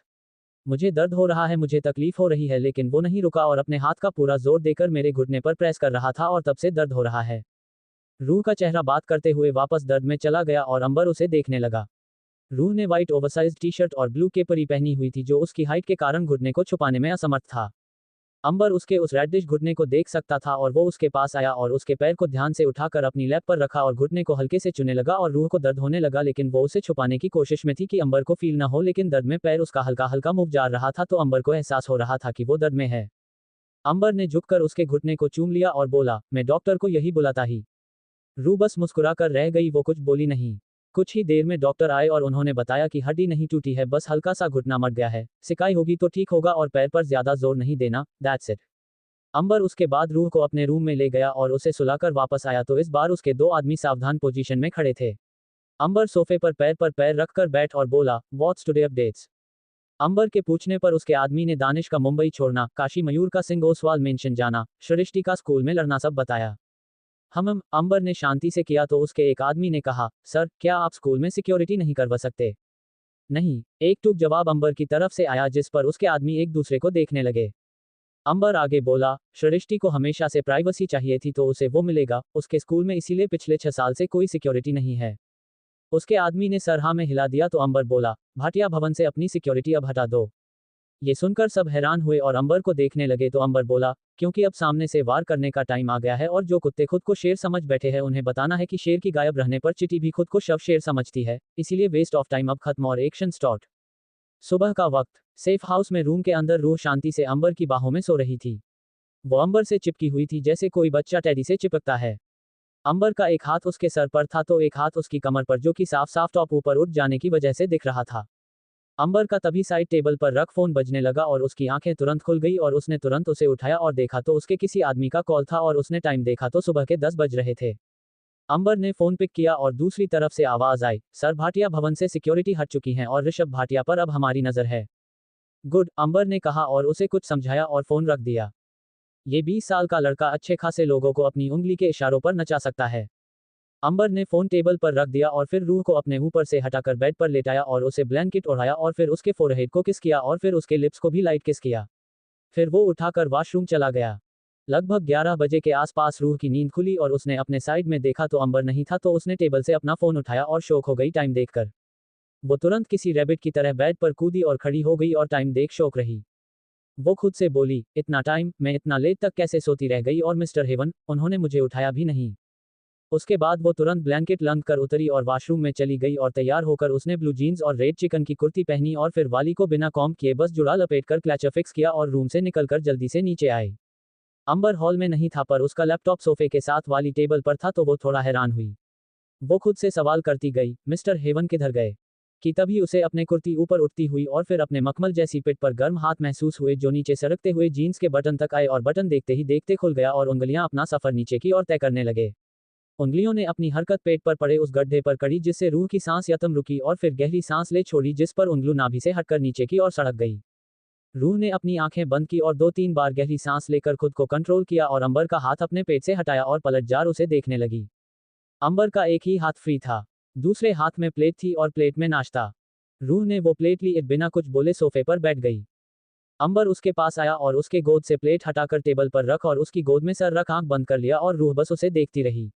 उसके समझ से बाहर था अंबर का ये एक्शन। रूह ने सवाल किया, आप मेरे गोद में सर क्यों रखे हैं? अंबर ने करवट ली और रूह के पेट में अपना सर दबाते हुए बोला, एक पति को जब शांति नहीं मिलती तो वो अपने पत्नी के साथ टू टाइम स्पेंड कर कर खुद को काम डाउन करता है, और मैं फिलहाल कुछ सोच रहा ही और तुम्हारे पेट पर सर रखकर मुझे शांति मिलती है। अंबर इस वक्त टिपिकल मिडिल क्लास फैमिली वाले हस्बैंड की तरह बात कर रहा था जो रूह को समझ नहीं आ रहा था। उसने अनचाहे ही अंबर के बालों में हाथ फेरना शुरू किया और बोली, कैसी टेंशन है आपको? अंबर ने सीधे शब्दों में जवाब दिया, मुझे एक नॉर्मल लाइफ जीनी है, जस्ट लाइक कि कोई प्रॉब्लम ना हो, मैं रही, तुम रही, हमारा आशियाना रहे, और कुछ जरूरत की चीज जिससे हम दोनों की लाइफ स्मूथ एंड स्लो रहे और हम एक दूसरे की बाहों में मशरूम for the rest of our life. Rooh को अजीब लगा और वो बोली, आपकी बात मुझे समझ नहीं आती और ये बात आप बहुत अच्छे से जानते हैं, तो बात को जलेबी मत बनाए, बस बता दीजिए कि क्या प्रॉब्लम है। मैं सॉल्व नहीं कर पाऊंगी मालूम है मुझे, लेकिन एटलीस्ट सुनूंगी आपकी बात को। अंबर बोला, एक सवाल था। रूह ने कहा, जी बोलिए। अंबर वापस सीधा हुआ और अपने हाथ उठाकर उसे रूह की गर्दन में डाल उसका चेहरा अपने चेहरे के बेहद करीब झुका लिया और फिर बोला, तुम्हें क्या चाहिए, पैसा पाओ या मेरे साथ नॉर्मल लाइफ? रूह उस पर उसे देखने लगी और लंबी खामोशी को तोड़ते हुए बोली, ऑफ कोर्स मेरे मिस्टर हेवन के साथ नॉर्मल लाइफ। ये सुनते ही अंबर के चेहरे पर गहरी लेकिन खुशनुमा मुस्कान आई, उसने अपना सर उठाकर रूह की हंटों को लाइट किस किया और फिर बोला, फैमिली चाहिए? रूह की नजरें इस बार सुर्ख हुई और वो बोली, हाँ। बिना आंटी अंकल दादा दादी दृष्टि के लिए कितनी टफ है, अनवांटेड डैम। अंबर ने कहा, मेरी नहीं, तुम्हें तुम्हारे पेरेंट्स तुम्हारी फैमिली चाहिए। अपनी फैमिली जा सुनकर रूह हैरान हो गई और वो धीरे से बोली, आप आपके कहाँ कहने का मतलब क्या है? अंबर उठ गया और रूह का चेहरा अपने हाथ में ले बोला, क्या अपने पेरेंट्स से मिलोगी? रूह अब बिल्कुल हैरान थी और कोई दूसरा भाव न उसके चेहरे पर था और न उसके जहन में। अंबर बोला, don't see, just tell me, want to meet your family. Rooh ने न जाने क्या सोचा और हाँ में अपनी गर्दन हिला दी। दोपहर का वक्त। रूह और अंबर दोनों ही इस वक्त घर में थे और कहीं जा रहे थे। सेफ हाउस से निकलने से पहले रूह ने अंबर से सवाल किया था कि आखिर वह कहाँ जा रहे हैं, लेकिन अंबर ने उसे कोई जवाब नहीं दिया। दोनों अभी भी घर में थे और एक ऐसे रास्ते पर जा रहे थे जिस रास्ते के बारे में रह बिल्कुल नहीं जानती थी, लेकिन अंबर शायद बहुत अच्छे से जानता था कि वह कहाँ जा रहे हैं। अंबर इस वक्त ड्राइविंग सीट पर था और साथ वाली सीट पर रूह बैठी हुई थी और उसने वापस सवाल किया, आप बता दीजिए ना हम कहाँ जा रहे हैं? उद्धरण चिन्ह। अंबर ने अपना फोकस ड्राइविंग से नहीं हटाया और वह बोला, बस आधा घंटा और उसके बाद पता चल जाएगा कि हम कहाँ जा रहे हैं।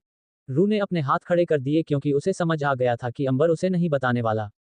15 मिनट बाद ही जब अचानक से रूह की नजर रास्ते पर गई तो वह थोड़ा हैरान हो गई क्योंकि उसे ऐसा लग रहा था कि वह इस रास्ते पर पहले भी एक बार आ चुकी है और उसे बहुत अजीब सा लगने लगा और जैसे जैसे कर आगे बढ़ रही थी उसके दिल की धड़कन ना जाने क्यों बढ़ती जा रही थी।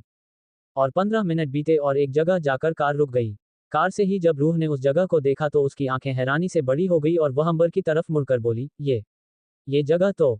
अंबर ने इस पर उस जगह को देखते हुए कहा, तुम्हें दानिश यहाँ लेकर आया था जबरदस्ती, मुझे बहुत अच्छे से पता है और उसी के बाद से हम दोनों की जिंदगी बहुत अजीब हो गई है। इतने सारे अप्स एंड डाउन्स आए हैं, फैमिली से दूर हुए हैं, बहुत कुछ हुआ है।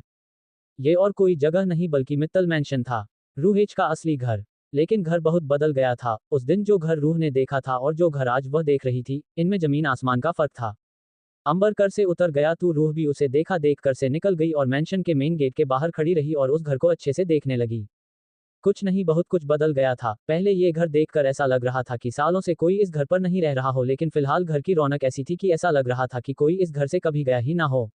इतना खूबसूरती से उस घर को सजाया गया था। घर के बाहर की दीवारों को देखकर ऐसा लग रहा था कि अभी नया नया पेंट करवाया है। पहले भी घर के बाहर एक गार्ड था, लेकिन वह गार्ड बदल गया था। पहले एक बूढ़ा कर था, लेकिन उसकी जगह अब एक 35 साल का आदमी था जो कि सिक्योरिटी के लिए था।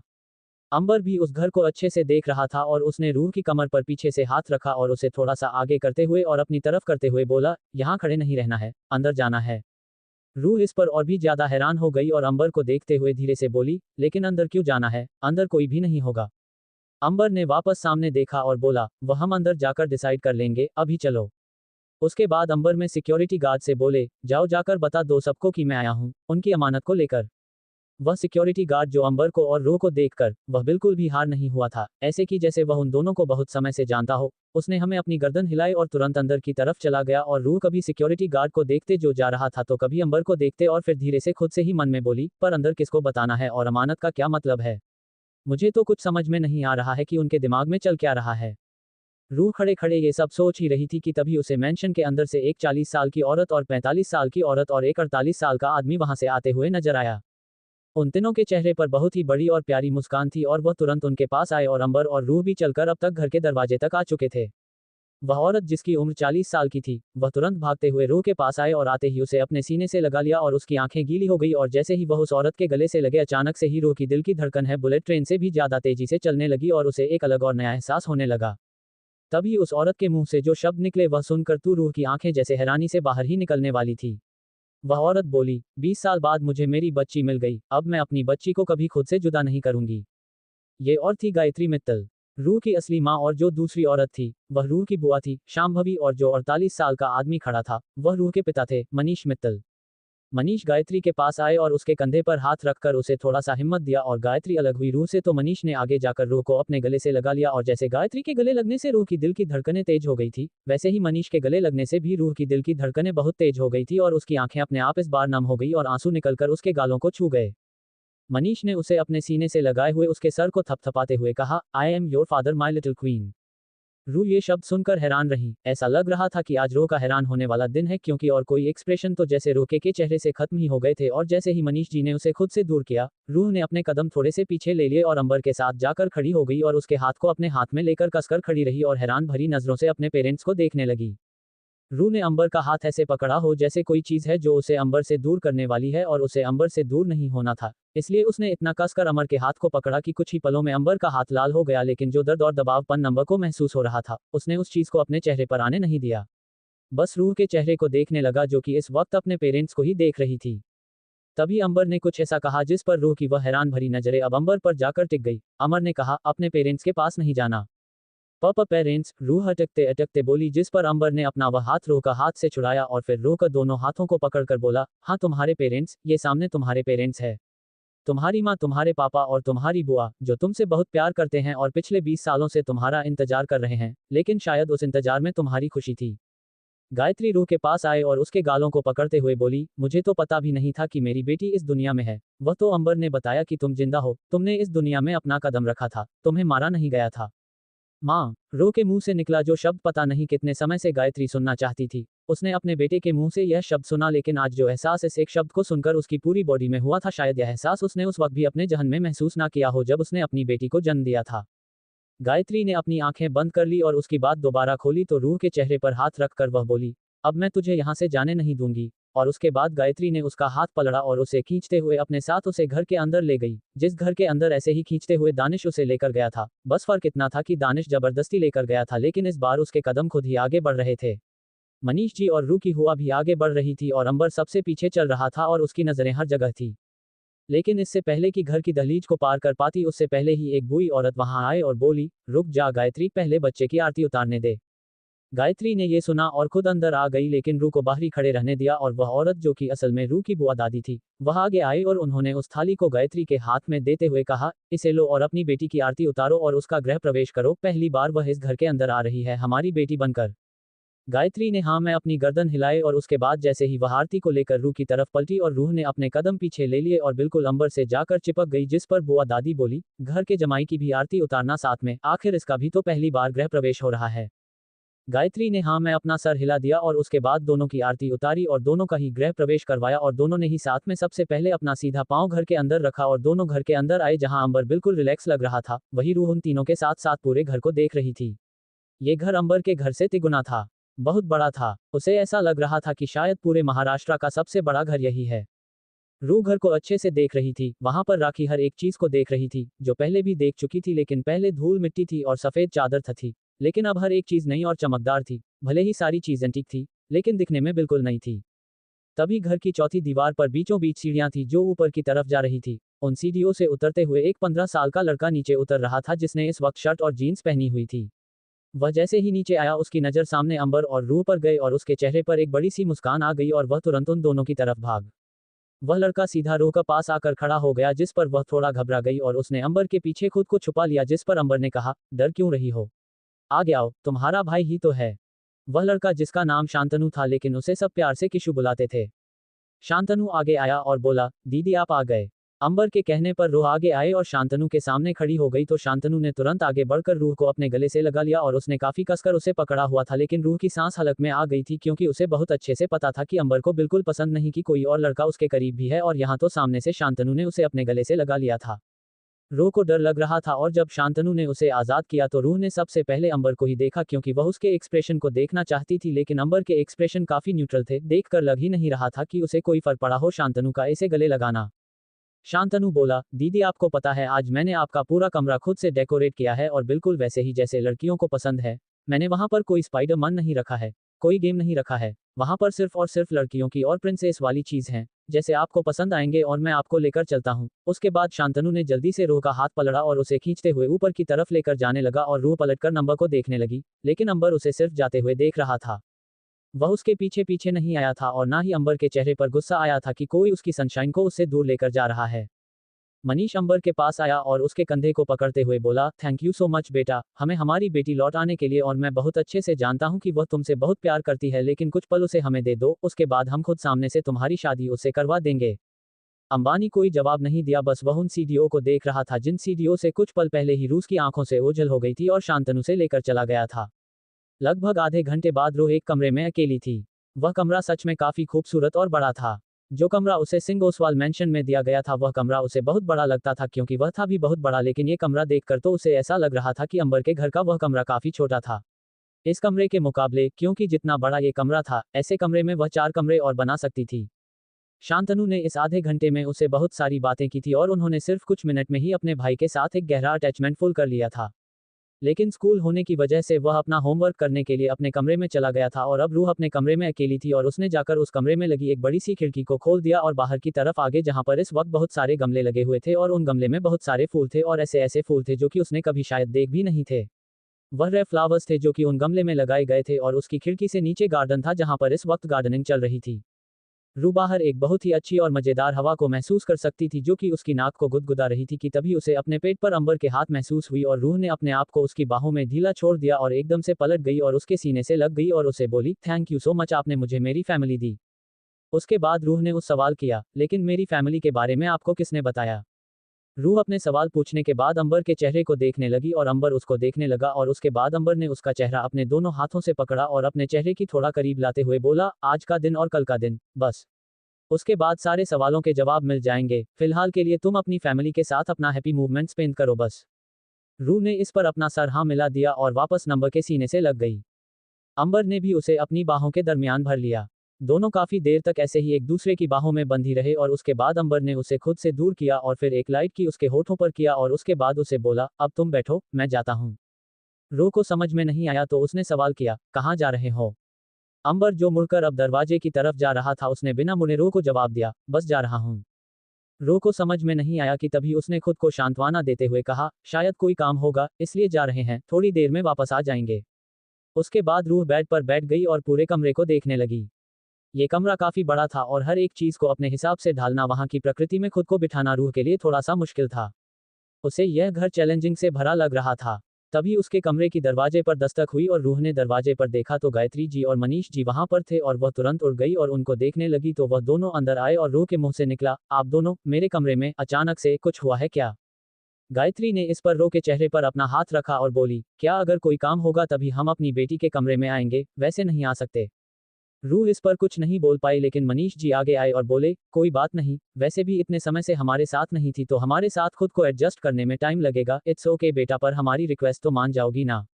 रूह ने इस पर पूछा, कैसे रिक्वेस्ट अंकल? मनीष जी ने इस पर रूह के चेहरे पर हाथ रखा और उसे हल्का सा थपाते हुए कहा, पहली बात, अंकल ना बोलो, पापा हूँ तुम्हारा, पापा बोलो, और रिक्वेस्ट यही थी कि हम दोनों को पेरेंट्स मानो और हम दोनों को माँ पापा का कर बुलाओ। हम कोई अंकल आंटी नहीं, तुम हमारे सामने रहकर भी पराया हो जाओगी और हमें ऐसा लगेगा कि हमारी बेटी घर पर लौटी ही नहीं है अभी तक। न जाने कितने समय से हम दोनों की आंखें तरस रहे थे तुम्हें देखने के लिए और अब तुम ऐसे रिएक्ट करोगी तो हमें बिल्कुल अच्छा नहीं लगेगा, प्लीज हम दोनों को अपनी मम्मी पापा बुलाओ। रूह इस पर कुछ पल खामोश रही और फिर धीरे से बोली, मम्मी पापा। गायत्री और मनीष के चेहरे पर मुस्कान अभी और उसके बाद दुनिया भर की बातें रूह के साथ वह दोनों करने लगे और कुछ ही पलों में रूह भी उनके के साथ एडजस्ट हो गई और उनके साथ अच्छे से बातें करने लगी। बहुत देर हो गई लेकिन अंबर वापस उसके कमरे में नहीं आया और बातें करते हुए भी उसका ध्यान खड़ी पर था और वह देख रही थी कि आधा घंटा बीता, 1 घंटा भी था, 1.5 घंटा भी था, 2 घंटे बीत गए लेकिन अंबर नहीं आया और उसे अजीब लगा कि इतने लंबे समय से अंबर उसे छोड़कर गया कहाँ। लेकिन मनीष जी ने यह बात नोटिस कर ली कि बार बार रूह का ध्यान घड़ी की तरफ जा रहा है और उन्होंने सवाल कर ही लिया, क्या तुम्हें कोई काम करना है क्या? तुम बार बार घड़ी की तरफ देख रही हो। रूह का इस बार सारा का सारा ध्यान टूट गया और उसने सवाल कर ही लिया, मिस्टर हेवन कहाँ पर है? वह भी तो कमरे में नहीं आए हैं। अपना सवाल करते ही वह बेड से उठ गई और मनीष और गायत्री एक दूसरे को देखने लगे क्योंकि उन्हें समझ में नहीं आया था कि रूह किसी मिस्टर हेवन बुला रही है और गायत्री ने सवाल किया, कौन मिस्टर हेवन बेटा? किसी का इंतजार कर रही हूँ। तुमने किसी को एड्रेस दिया है हमारे घर का? कोई दोस्त आ रहा है?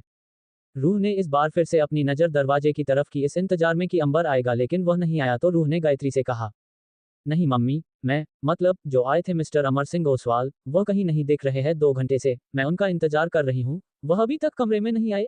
ऐसा किससे बातें कर रहे हैं वह नीचे हॉल में, मैं उनसे मिलने जा रही हूँ नीचे। और उसके बाद रूह अपने कमरे से बाहर निकलने को हुई लेकिन इससे पहले कि वह कमरे से बाहर निकाल पाती गायत्री ने तुरंत कहा, वह जा चुका है बेटा, 2 घंटे हो गए हैं उसे यहाँ से गए हुए। रूह के कदम अपने आप रुक गए और वह बर्फ की तरह जम गए और उसने पलटकर अपनी माँ को देखा और कांपते हुए होठों से कहा, चले गए? मुझे छोड़कर चले गए? क्यों गए? मुझे कोई गलती हुई थी क्या? गायत्री और मनीष दोनों को ही समझ में नहीं आया इसीलिए वह बेड से उठकर उसके पास आए और गायत्री ने उसका चेहरा पढ़ते हुए कहा, नहीं बेटा, तुझसे कोई गलती नहीं हुई है और अब को तो जाना था ना, इसलिए वह चला गया। रूह ने अभी भी धीरे से और भरे हुए गले से कहा, मुझे छोड़कर चले गए? क्यों? जरूर मुझसे कोई गलती हुई है, इसलिए मुझे यहाँ आप सबके साथ छोड़कर चले गए, वरना अपने साथ लेकर जाते। रूह की बातें उन दोनों की समझ से बाहर थी और मनीष ने उसके कंधे पर हाथ रखा और बोले, बेटा वह तुझे छोड़ने आया था, तुझे छोड़ गया और चला गया। रूह हैरान हो गई और उसने मनीष को हैरानी से देखते हुए कहा, छोड़ने आए थे? क्यों? मुझे क्यों छोड़ने आए थे? मनीष ने इसका जवाब दिया, क्योंकि तू हमारी बेटी है इसीलिए। रूह इस पर अपने कदम पीछे की तरफ लेते हुए बोली, ऐसे कैसे छोड़कर चले गए और यह भी कोई कारण होता है क्या छोड़ने का? जरूर कुछ हुआ है इसलिए मुझे छोड़कर गए, वह मुझे छोड़ ही नहीं सकते, इतना सब कुछ हो गया उसके बाद भी मुझे नहीं छोड़ा और मुझे लेकर अपने साथ लॉस एंजेलिस गए थे, यहाँ मुझे कैसे छोड़ सकते हैं, जबकि उन्हें पता है कि मेरे ऊपर कितना बड़ा खतरा है। पता नहीं कौन कौन सा दुश्मन है जो मेरे ऊपर अपनी आंख को बधाई बैठा हुआ है और वह मुझे छोड़कर चले गए, ऐसे कैसे जा सकते हैं वह मुझे छोड़कर, मैं उन्हें फोन कर रही हूँ। उसके बाद रूह ने अपनी कदम आगे की तरफ बढ़ा दिए और अपना फोन ढूंढने लगी लेकिन उसका फोन वहां नहीं था और तभी उसे याद आया कि जल्दबाजी में सेफ हाउस से निकलने के वक्त उसने फोन लिया नहीं था। उसे रास्ते में याद आया था लेकिन उसने ज्यादा सोचा नहीं क्योंकि अंबर का फोन तो उसके पास था है और अब उसे खुद पर गुस्सा आ रहा था कि उसने फोन क्यों नहीं लिया क्योंकि उसे अंबर का नंबर याद नहीं था कि वह यहीं से किसी को फोन लेकर उसे कॉल कर दे और उसका फोन सेफ हाउस में था। अब उसकी आंखों से आंसू बहने लगे और वह बैठ गई और गायत्री उसके पास तुरंत आते हुए बोली, तू रो क्यों रही है? अगर वह चला गया तो मुझे पता है तू उससे प्यार करती है लेकिन ऐसे तो बिना शादी के तो उसके साथ नहीं रह सकती ना, शादी करनी पड़ेगी तुझे उसके साथ और कुछ दिनों में जब सब कुछ ठीक हो जाएगा उसके बाद हम लेकर जाएंगे ना तेरी शादी का रिश्ता उसके घर पर और कुछ पल तो हमारे साथ बिता ले बेटा, आफ्टर ऑल हम तुम्हारी फैमिली है। रूह ने इस पर कहीं कोई हुए ही कहा, पर मेरी फैमिली तो मिस्टर हेवन है ना। बचपन से लेकर आज तक सिर्फ उन्होंने मेरी केयर करी, उन्होंने मेरा हर गुस्सा मेरा नखरा उठाया, मेरा जो करने का मन करता था वह मुझे करने देते थे, वही तो थे मेरी फैमिली। आप तो मुझे अभी मिले हो, आपके साथ अटैचमेंट भी नहीं हुई है तो आपको छोड़कर जाऊंगी तो मुझे कुछ भी बुरा नहीं लगेगा लेकिन वह मुझे छोड़कर कैसे जा सकते हैं? बताया भी नहीं मुझे कि वह मुझे यहाँ छोड़ रहे हैं कि मैं खुद को कुछ दिनों के लिए अपने मन को सेट कर लो कि हाँ मुझे उनके साथ नहीं रहना है कुछ दिन लेकिन वह मुझे बिना कुछ बताए चलेगा, ऐसे कैसे कर सकते हैं? उन्हें आना पड़ेगा वापस मेरे पास, उन्हें बोलो कि मेरे पास वापस आए, उनके बिना नहीं रह सकती। और शादी? कैसे शादी? शादी तो हो गई मेरी उनके साथ, 1 महीना हो गया मेरी उनके साथ शादी हुई को। गायत्री और मनीष दोनों हैरान थे। वहीं दूसरी तरफ भाटिया भवन में हर कोई हैरान था क्योंकि उनकी आंखों के सामने इस वक्त अंबर खड़ा था और उनके साथ बातें कर रहा था कि तभी अचानक से खुश होते हुए रुक्मणी जी ने कहा, तो अब फाइनल हो गया कि अंबर और जिज्ञासा की शादी होगी क्योंकि अंबर भी मान गया और जिज्ञासा भी मान गई।